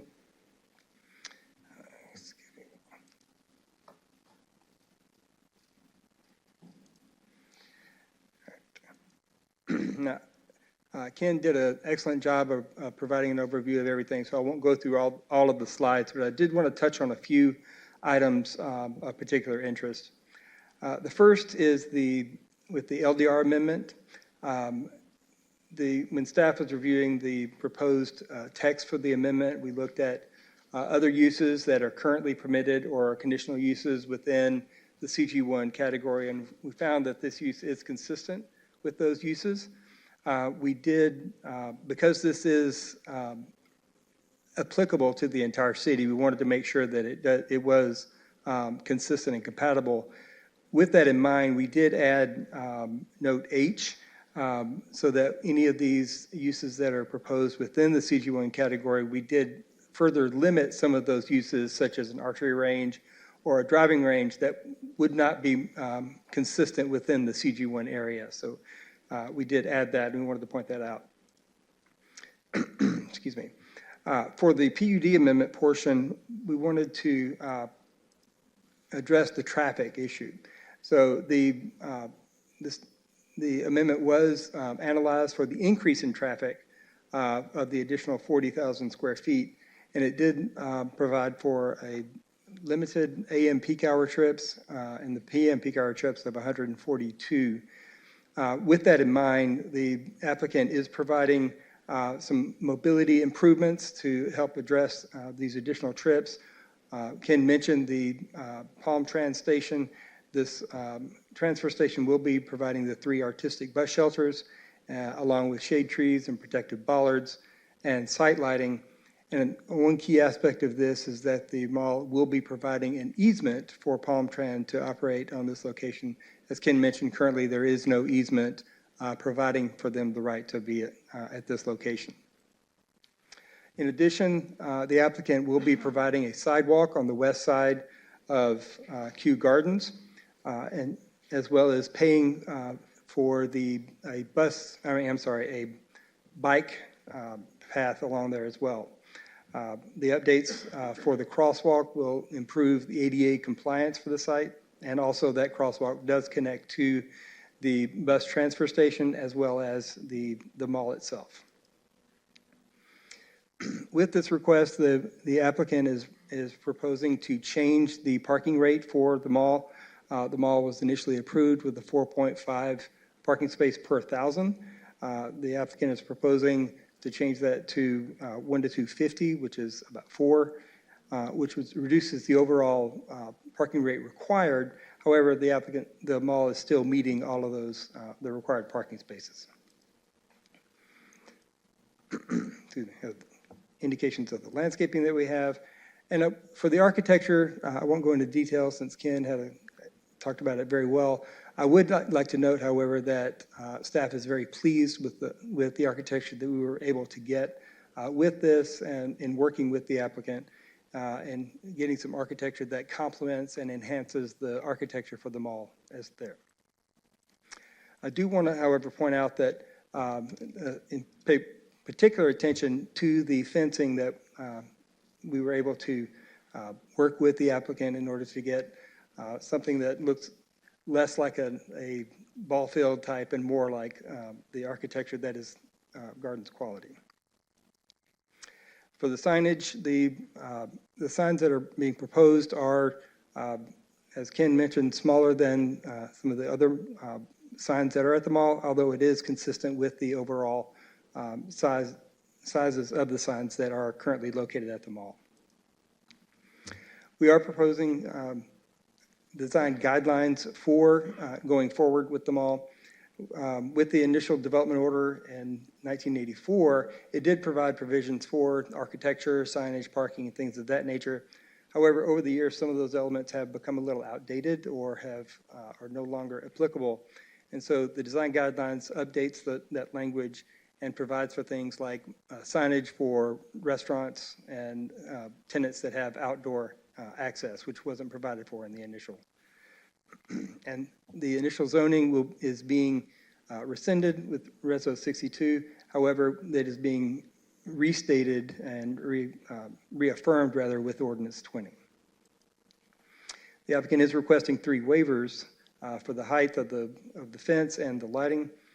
These are being justified with the additional landscaping and additional architecture, or more enhanced architecture, and additionally the requesting waivers for the signs, which is being justified with the provision of the Palm Trans transfer hub. But for the major conditional use, we did analyze that for the conditional use that's being proposed with the LDR amendment, and it does meet the criteria for major conditional use, and staff does support that. It did go to the Planning, Zoning, and Appeals Board and at the July 14th hearing, and the Planning, Zoning, and Appeals Board did recommend approval of all 3 petitions by a vote of 6-0. This has been noticed according to our code, posting of the property, ads in the paper, and mailers to the surrounding property owners, and staff recommends approval of Ordinance 19 and 20 on first reading tonight, and Resolution 30 as a companion hearing will be heard at the next hearing. And staff's available if you have any questions. Thank you very much. I do not have any comment cards on this, and I'm going to close the hearing. And can I get a motion and a second to approve ordinance 19, 2026 on first reading? I'll make a motion to approve. Second.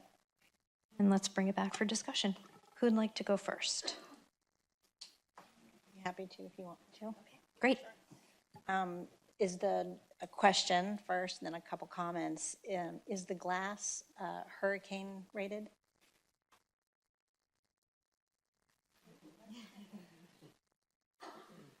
Great news is that's on next month's hearing, and I will give you a full answer on that. That's totally acceptable. But I think the answer is yes, but I don't want to commit on the record. Okay, no worries. I do appreciate the design guidelines. It is a great, way to have a footprint going forward. So I want to thank you all for persevering through that. I did appreciate reading and reviewing all of that.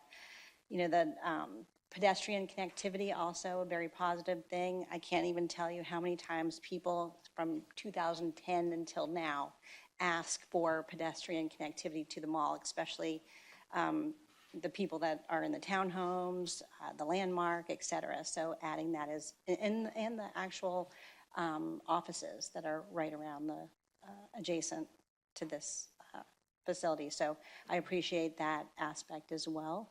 The Forbes family has been a major part of our city's history, and the Gardens Mall is one of our cornerstones in our city. So, thank you to staff and the applicant for, and you, Ken, for working with us to make sure that we were able to create this unique retail space, the Gardens Way. I know it took a lot of time and perseverance, but you guys did a great job, and it is much appreciated. And we all know brick and mortar is changing, and we all have to kind of think outside the box to create these special places. And I think you did it right here. So, this is a great way to see a redevelopment, especially from what it was to what we see now. So I want to thank you, and I'm very supportive. Thank you, Councilwoman. Michelle? So I'll make a comment first, and then I have a few questions. So, having been on the council previously from 2017 to 2023, I understand intimately how long and convoluted the process has been to get here today. And I want to commend everyone who has been involved with this project for their commitment and their patience to bring a project to us that the city and the applicants can truly be proud of, and that fits Palm Beach Gardens. I also want to especially thank our planning and zoning team, everyone who worked on the project, including those members of the team who aren't here with us tonight.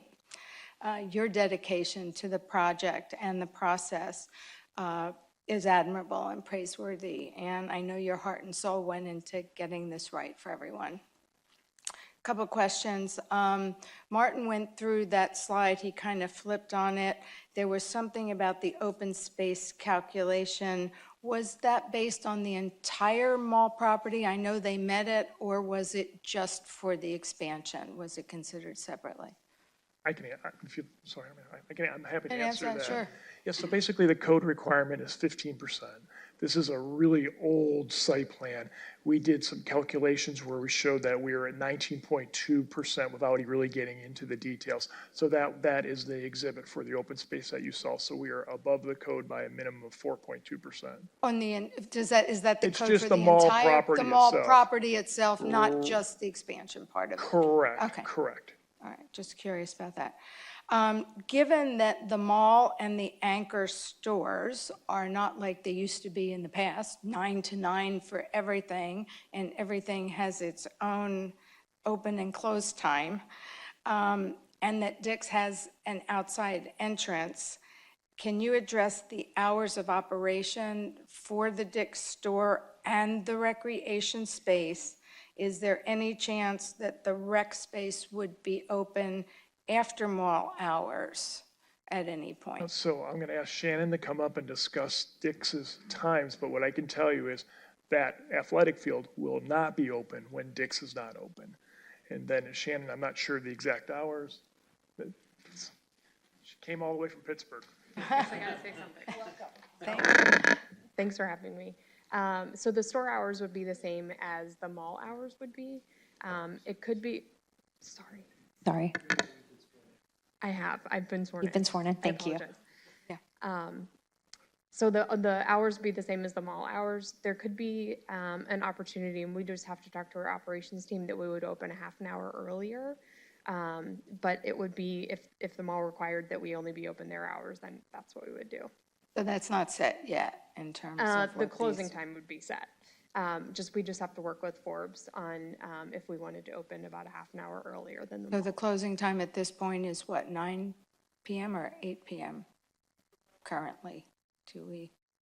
The mall? It used to be 9. Does that change? It's 9? Okay. it was That- When we come back, Ken, Ken, you got to shop a little bit more at the mall at night. You know, it is not December 23rd, so I don't know the answer to that Okay. question.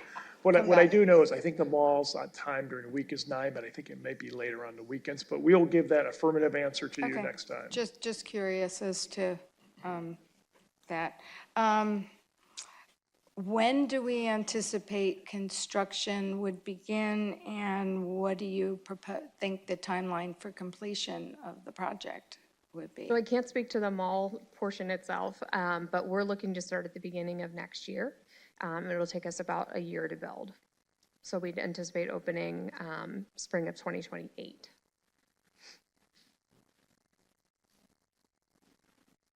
Perfect. Given the updating, I guess this is more for Ken than for you. Thank you, Shannon. Thank you.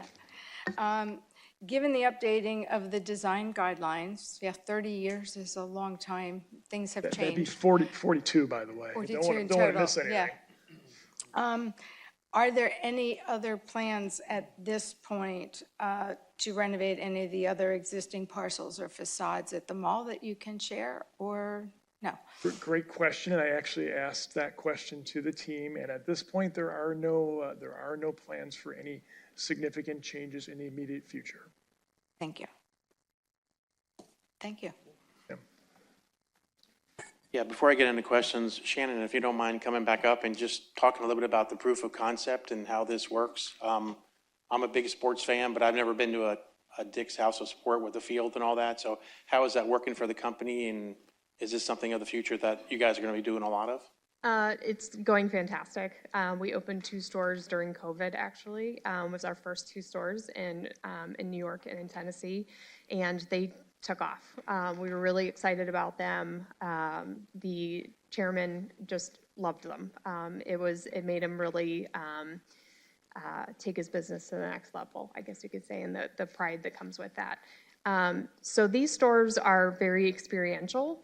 And just really welcomes the community into the stores itself.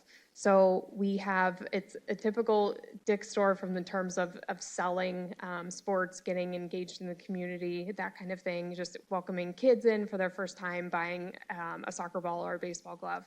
But also it takes it even further than that.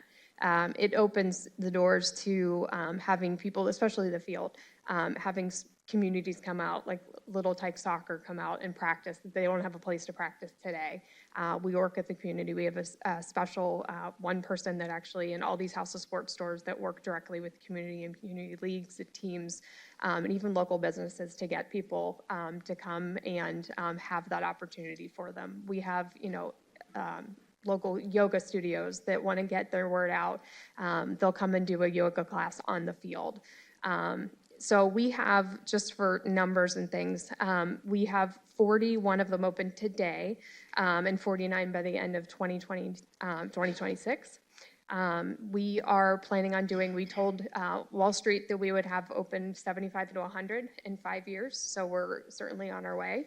By the end of 2028, we're going to have even a higher number than that, like about 70. And then we're not done at that point. We still want to go from there. Bless you. So we have 39 mall stores to date, and 24 of them are with fields, if that helps you at all. But we have a rock climbing wall inside, which is what the corner of that glass tower is. Golf simulators, batting cages, all that kind of things inside, and different brands that you would never see in a Dick's store today. We also have about a 9,000 square foot footwear deck that we have exclusive material or exclusive products that are just for our store only. Will there be food in the store? There won't be food. No food at all, okay. So yeah, this is obviously a huge recreation area, and your partnership as you come into the community, that will be really special for us. So we'll really look to foster that, and our recreation and parks team are phenomenal. So that's going to be a great partnership. So we look forward to that when you guys get open and to being involved. Absolutely. So thank you for coming up. I appreciate that. Ken, I just have a couple questions itself. Thanks, Shannon. So the 40,000 square feet addition, does that include the field and the new size of the building? It does not include the field. That's internal GLA. Internal, okay. In terms of the top of the fence, is that curvature inward or is that a straight up and down fence? It's straight up. Okay. Yeah, I saw that bug flying around. The last question I had is, could you just go over the bus stop flow with me? Oh, sure, yeah. Are they turning the same direction off the road? They coming in one way, out a different, how's that working? How's the flow? Thank you. Okay, so, and our civil engineers here from Kesher Fire Associates, Ms. Yamai is here this evening. This thing has got to go. Okay, so with that being said, the buses, this is the ring road for the mall. Today, those buses, and I'm going to back up a slide so you can kind of get an idea of what's today. Today, the buses tend to park all over to the east of the Sears store. This is the road that basically was in front of the old Sears maintenance area, and the buses today are parked right there for pickup and drop off. Interesting fact, all people who go on the line, so if you take a bus to the Gardens Mall, you have to get off your bus for Palm Tran. So no matter what bus, you have to get on, you have to get off. It just is what it is. So with that being said, this is a new proposal. So this is further east. So the existing site would be approximately right where my mouse is. And this is the proposed site. We did something similar to this when we redid the Palm Beach outlets years ago, creating a safe landing spot for the buses. So the buses will pull in going counterclockwise, starting the right-hand side, going clockwise on the ring road. They would have the opportunity to park here and here, and then they have the ability, and they'll have these 3 parking spots, and then they'll also have the ability for these 3 bays over here. So it provides a spot for the buses to actually have a spot to park and to load, and the opportunity for the people who are taking the buses. There'll be 3 bus stops right there. These are live oaks here. These are live oak trees here in the middle. I think these are green buttonwoods here just to create some cooling in that area.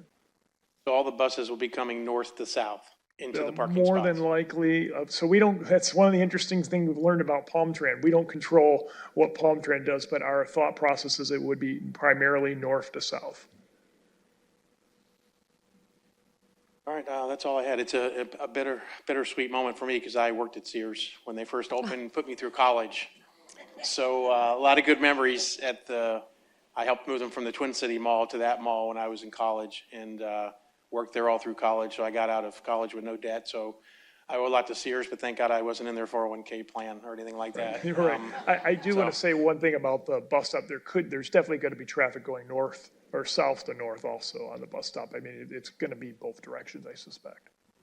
Stand out there and stop them, make sure they go north to south. So, but thank you, Shannon, for coming, and staff for all your work. I mean, everybody talks about the field. That's kind of where we are in this city, to be careful and safe and make sure it's something that kind of fits into the environment of what's going on in the mall. And I think it does. And I think you guys have done a great job.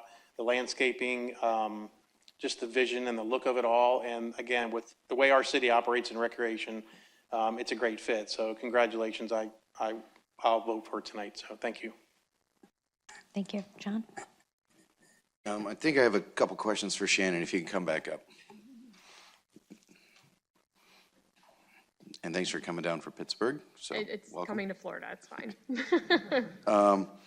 So, and I know we've mentioned the field a couple times, and the primary use, does it get a lot, is it just mainly for people to come and they got a new bat and just try and hit a new ball with a bat and try the bat out? Or do you have a lot of organized events on that? We have organized events. We do like homeschool PE. We work with the parents and the groups that put that on. So we do that. We have birthday parties out there, people kicking soccer balls. There's open play time as well. That is just, meaning it's just open with no organized events on there. It's used for a number of things. Like I said, with, you know, a little soccer game that needs, or practice that they need to have a field for, they've used that for it as well. And I think I read in the packet, you're going to do a lot of community outreach, or you do a lot of community outreach with these, correct? We do. Can you talk a little bit about that briefly? Yeah, so we've had high school signing nights there when they sign to go into college and play sports and things like that. We have that there. We've had Make-A-Wish come and meet. I'm not good at football, so I apologize. I don't remember his name. But to come to our Victor, New York store and done kind of drills with a Make-A-Wish kid. We've had, you can go in there and sign up for Little League Baseball, and you can get a discount for the store to buy whatever product you need.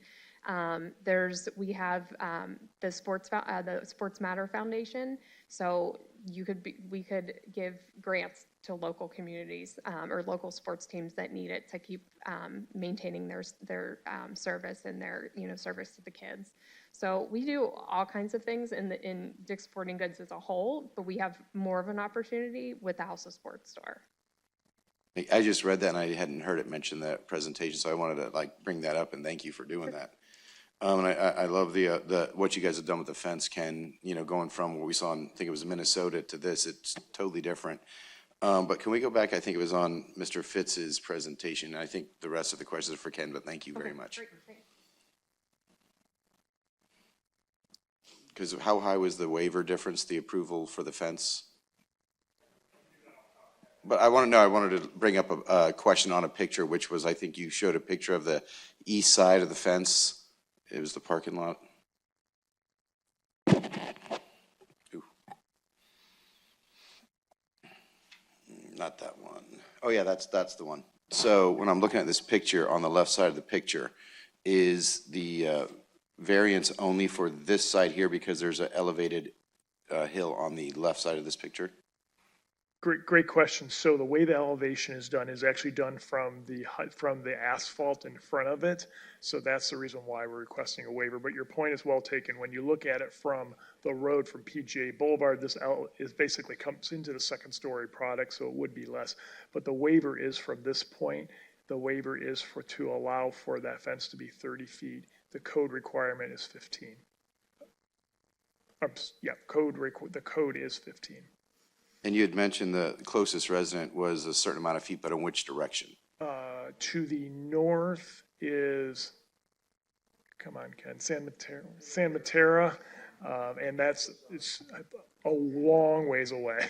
Yeah, but my point was this is facing to the east and the southeast, Yes. So that pretty much goes towards the college, and there's no residences in that direction. It actually faces the Kew Gardens office buildings. That's a great point, Vice Mayor. And then you're asking for a 40-foot variance up to for the lights in their night sky, or dark sky. So does the lights go over top of that fence, or with the dark sky, would there not be much bleeding of light outside of this fenced area? You can barely see the light here in the background where my mouse is. It is taller than the fence, but the way that it is lit, you won't be able to have casting because of the cutoffs that will be part of it. And it's also 600 feet away from the road. I mean, it's pretty significantly back there. I mean, so we're probably not even going to see that light from the circular road. The existing mall lights in the parking lot are taller than that today. Great. All right. And I learned a fun fact that I think it was the Palm Trans station here is the busiest in the county, or one of the busiest. It's a top station, I would say, definitely top 5. So is Dick's paying for the upgraded bus stop, or is Forbes in the mall? So everything's on Mr. Forbes' bill, which, by the way, I was sitting here listening to that tax discussion, And I wasn't sure the total amount of ad valorem that the city of Palm Beach Gardens collects, but I noticed that the Gardens Mall may have paid $7 million this year. So he's in this opportunity, and Mr. Forbes is responsible for the project. Yeah, I just like that they've added that into this project, and I don't think they were, I don't know if staff asked. If they did, thank you for doing that, but making it safer, and thank them for doing that. As that goes, I think that's all I got. Thank you. Thank you, Vice Mayor. Okay. The project's great. I mean, it's super. I know it's been a long time coming. I know we've asked some great questions, and I don't know that I have any more, but I know that the public and residents, everyone is asking about it. You know, it hit the news a couple days ago, and I've gotten people asking me, when is it going to be open? And they're excited, you know, for the concept, and it is a long time coming, and people are looking to, you know, brighten up that area, and it's been dormant for a long time. I don't think I have any questions. It looks great. Staff, thank you for working so diligently on this with the Forbes Company and the mall. We're all looking forward to this, so, and the collaborative effort. So, any other questions? No? Okay, let's take a vote. All in favor? Aye. Aye. Motion passes 5-0. Okay. And can the clerk please read the title for Ordinance 20? Ordinance 20, 2026, an ordinance of the City Council of the City of Palm Beach Gardens, Florida, repealing Resolution 62, 1984, and readopting the zoning designation of the Gardens Mall as Planned Unit Development PUD overlay with an underlying zoning designation of General Commercial CG1, the subject property being generally located on the north side of PGA Boulevard, approximately 0.2 miles east of Fairchild Gardens Avenue, providing a conflicts clause, a severability clause, and authority to codify, providing an effective date for the purposes. Okay, I'm going to open the hearing, and our ex parte communication has already been declared, and there's already been a presentation done with Ordinance 19/2026. And I have to talk slow because Rochelle will come back in a second. I do not have any comment cards. Another staff presentation, please. So, yeah, do we have any questions? I'm going to close the hearing. And I'm just going to talk slow for a second.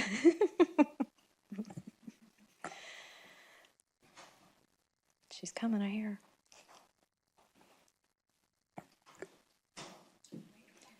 Okay, can I get a motion and a second to approve Ordinance 20/2026 on first reading? I'll make a motion to approve Ordinance 20, 2026.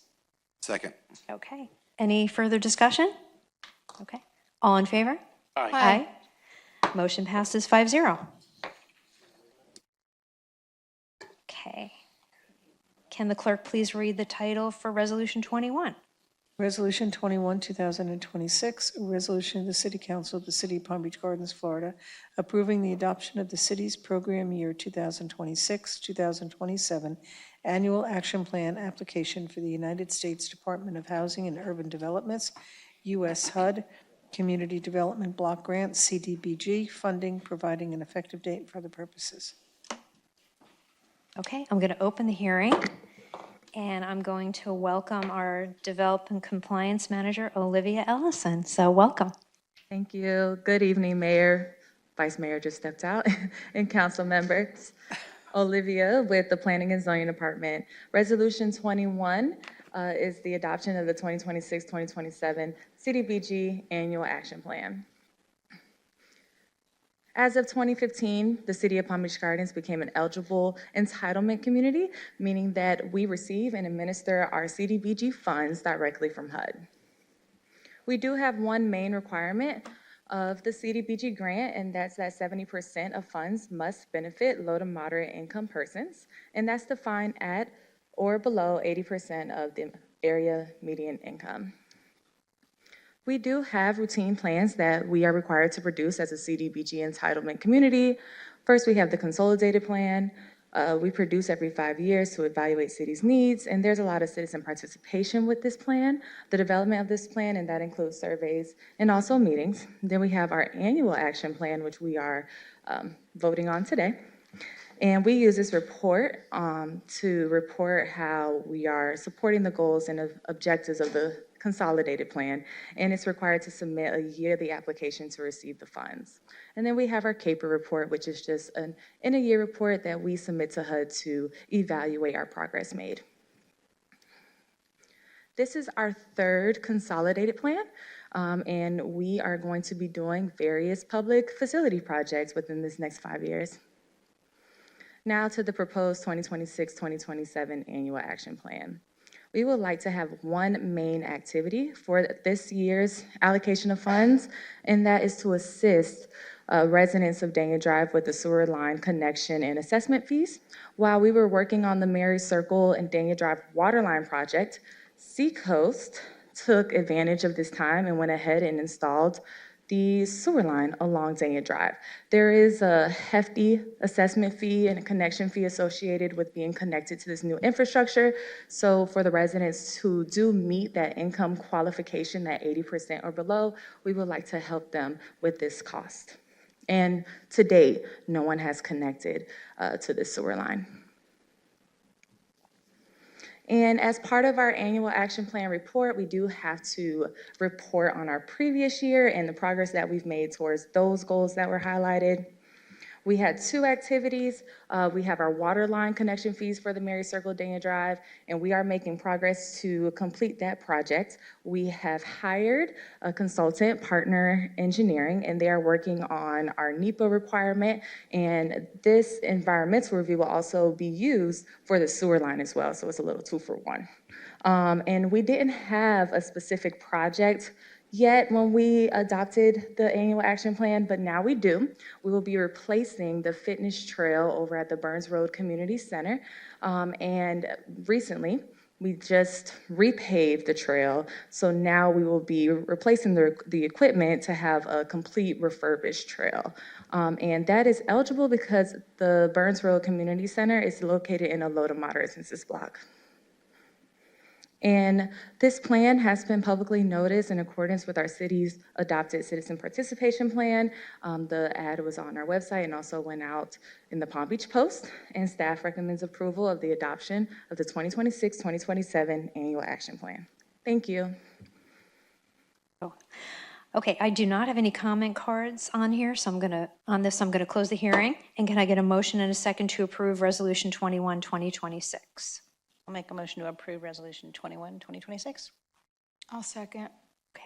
Do we have any questions on this? Comments? Anything? I just had a quick question. How much is it to hook up to the sewer line for an Sure. individual resident? It's going to be around $15,000. And how many homes are there and how many are eligible for this?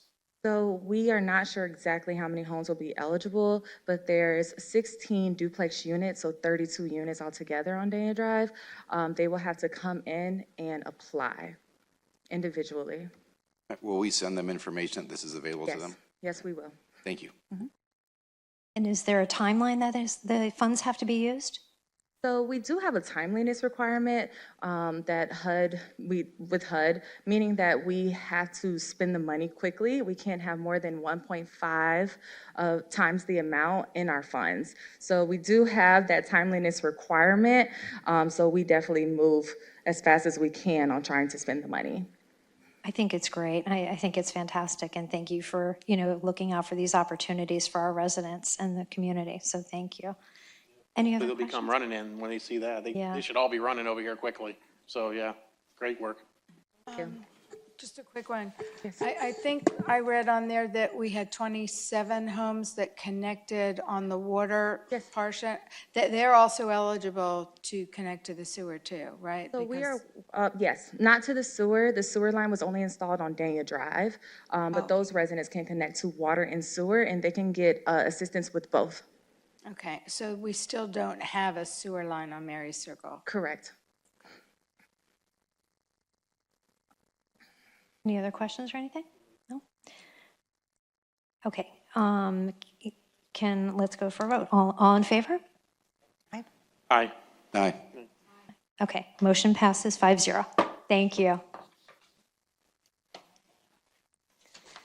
Okay, can the clerk please read the title on Resolution 29? Resolution 29, 2026, a resolution of the City Council of the City of Palm Beach Gardens, Florida, approving Art in Public Places AIPP for the medical office building within Parcel B of the Alton Plan Community Development PCD, generally located approximately 0.68 miles south of Donald Ross Road on the west side of Pasteur Boulevard, as more particularly described herein, providing conditions of approval, providing an effective date and for other purposes.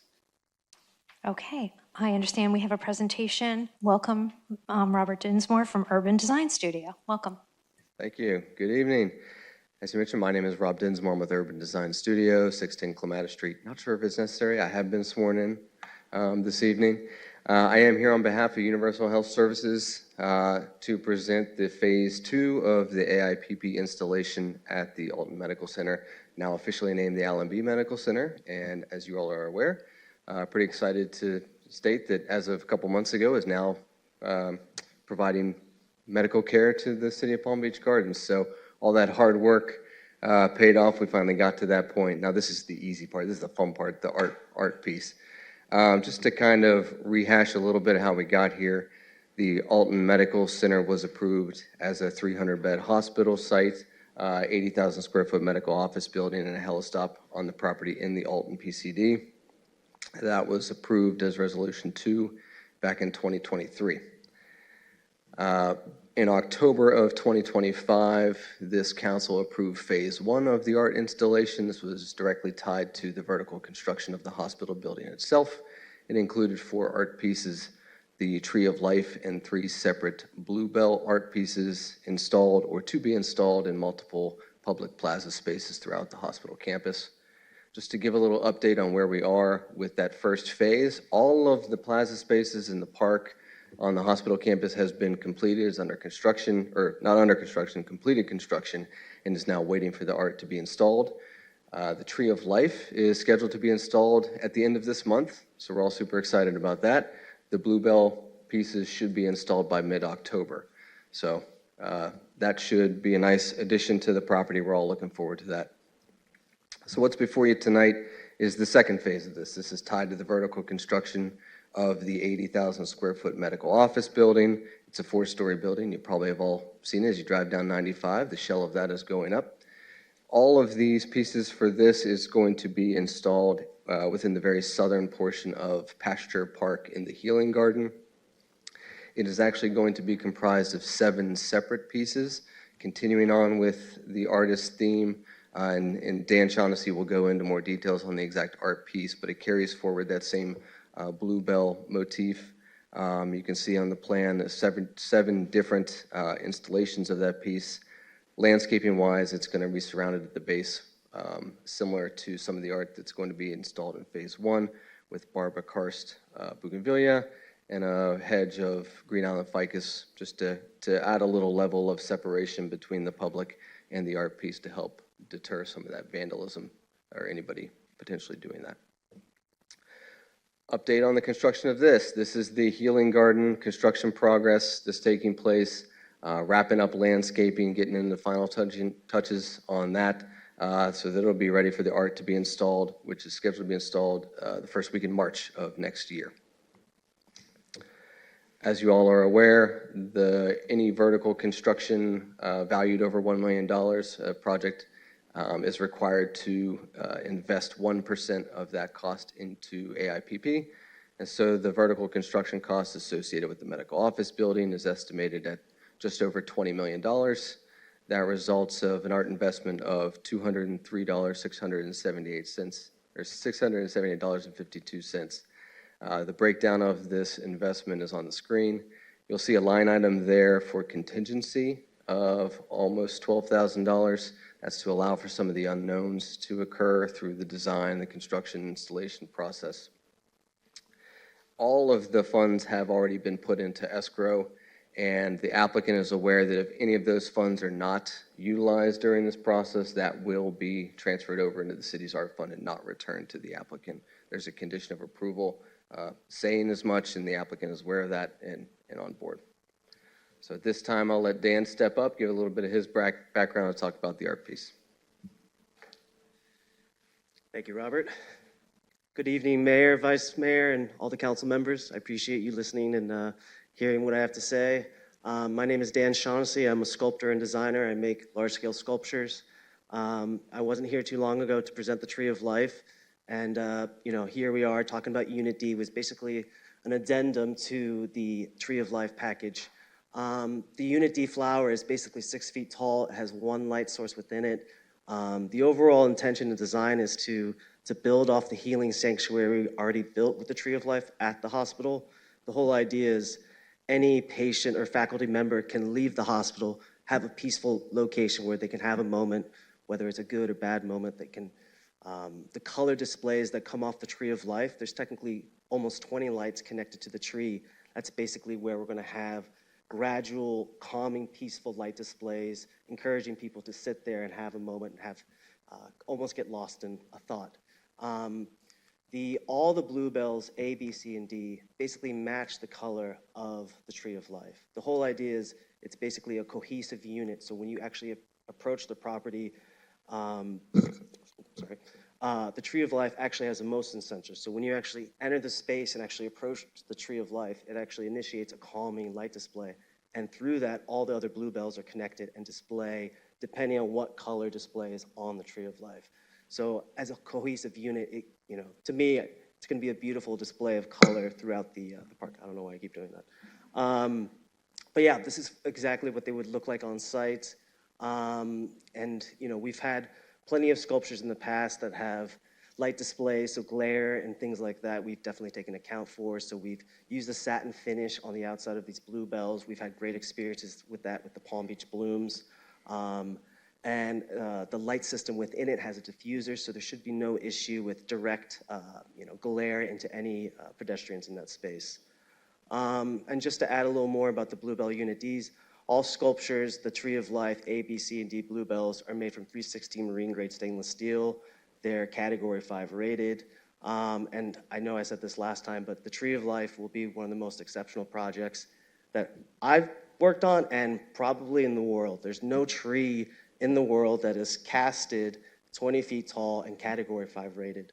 It took us about 8 months of engineering and fabrication to make sure every square inch of the tree is Category 5 rated. And you can see in the tree really quickly, every branch on this tree down to the little leaf has to withstand these 175 mile per hour winds. So we actually put them in these engineering calculation programs and figure out where are these weak points in these trees and how do we actually reinforce those areas to actually be strong enough to withstand those areas. But yeah, so extremely excited to bring this Unit D with all the other bluebells. And just like all our other projects, maintenance is not an issue. We usually recommend an annual cleaning of the sculptures. Similar to the Palm Beach blooms, there should be no issues long term. And just to talk about a little bit of the lighting technology, we will have AL.AC lighting systems. They're low light systems that will, basically, like I said, match the color of the Tree of Life and add that aesthetic to the overall, parcel of land there. And just to add on to that, each location, the Tree of Life, A, B, C, and D, will have AIPP plaques to show that these sculptures are AIPP approved by the city. And I have to say this, over the past couple of years, you guys have been extremely supportive. I think the only thing I wanted to do over the past couple of years is how do I repay that?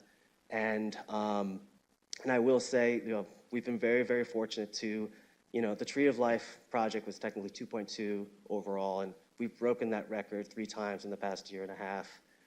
And one of my goals was, I don't want to keep coming back to Palm Beach. I don't want Palm Beach to be the only town that, I don't want to be that artist that's leeching off the Palm Beach. I want to be creating sculptures that elevate Palm Beach and show the world that, DSIV does make world-class sculptures. And I can say that, like I said, we've broken that record 3 times. We're going to be doing a project for the Milton Hershey School in Pennsylvania, which will be our largest project, and we have 2 new projects in Dubai. So just want to say I'm extremely grateful, and everything I do is to,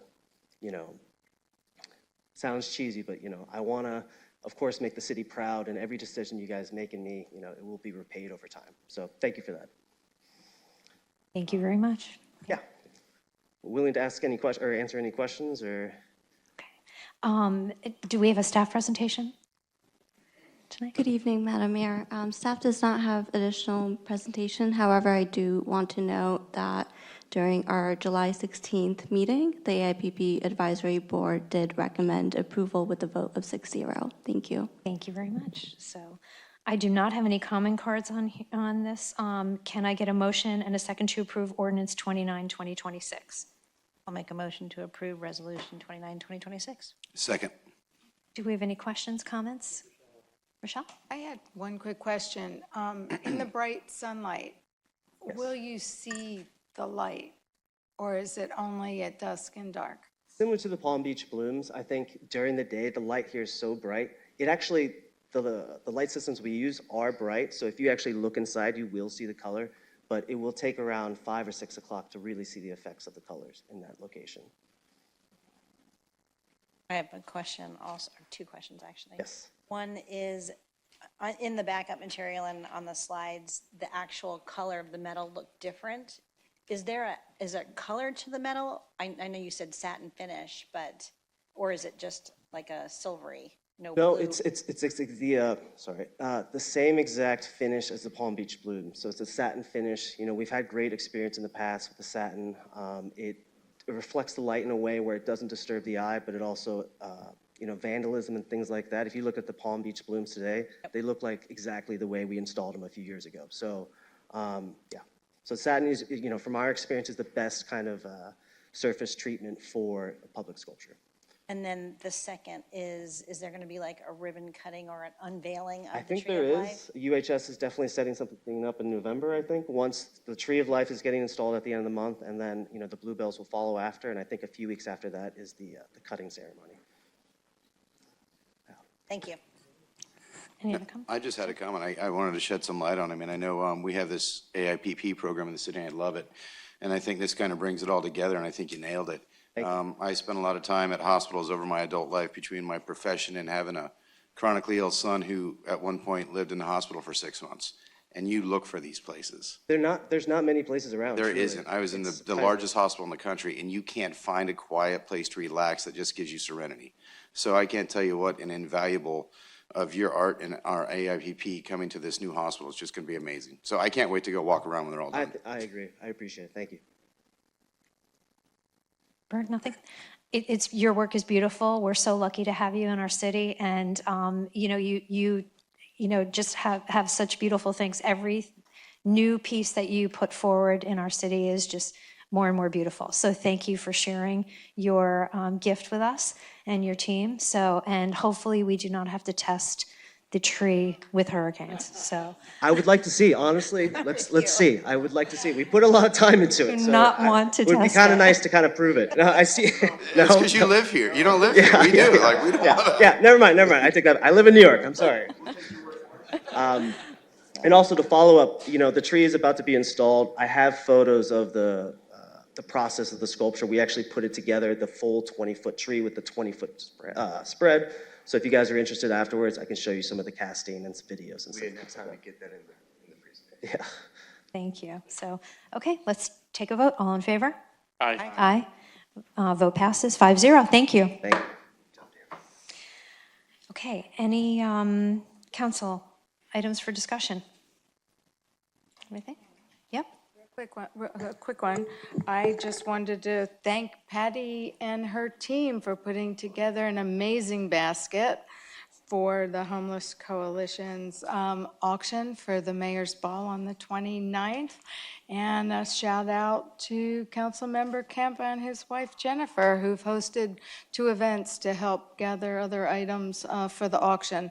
All of the funding from the Homeless Coalition Mayor's Ball goes to support the resource centers and the shelters, the homeless shelters for the county. So, thank you. John? I just wanted to also thank the city manager for your report tonight, bringing up community services. I thought that was an amazing thing. And, my profession, we get a lot of notoriety on an everyday basis. But they are truly the heroes that make this city work in every city, every single day. And I think the best example of that is you know, we live where we live and we have tornadoes, hurricanes. And when you have a tornado or a hurricane, you really see what the citizens want. And it's, when's my road cleared? When's the power back on? When are the street signs back up? And that's when you realize just how safe they keep this neighborhood by getting the stop signs back up, roads cleared. I've been on deployments and, you know, worked in hurricane zones and, you know, they're going, when's the cut and toss crew coming? Not, you know, when's the fire truck gonna drive by and check on us? So I thought that was very, very nice that you did that. And I just want to say thank you to all of them.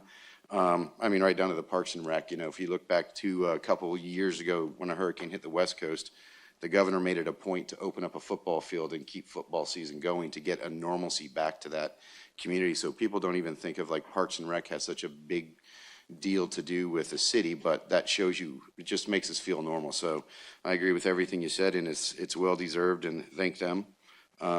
And then on the property tax issue, I think, you know, I think we're gonna have a lot of talk about that in the workshop coming up next month, or the end of this month. And I mean, it's kind of scary. I think one of the biggest points to me that I got out of this tonight is, you know, it's not only just, you know, somebody from outside telling us how to run our city and how to fund it and if we're doing it right, but, you know, it's kind of I heard a scary number in there of the 80%, and I've watched a couple different presentations, and I've heard any numbers from 20 to even 30 municipalities in our county going broke.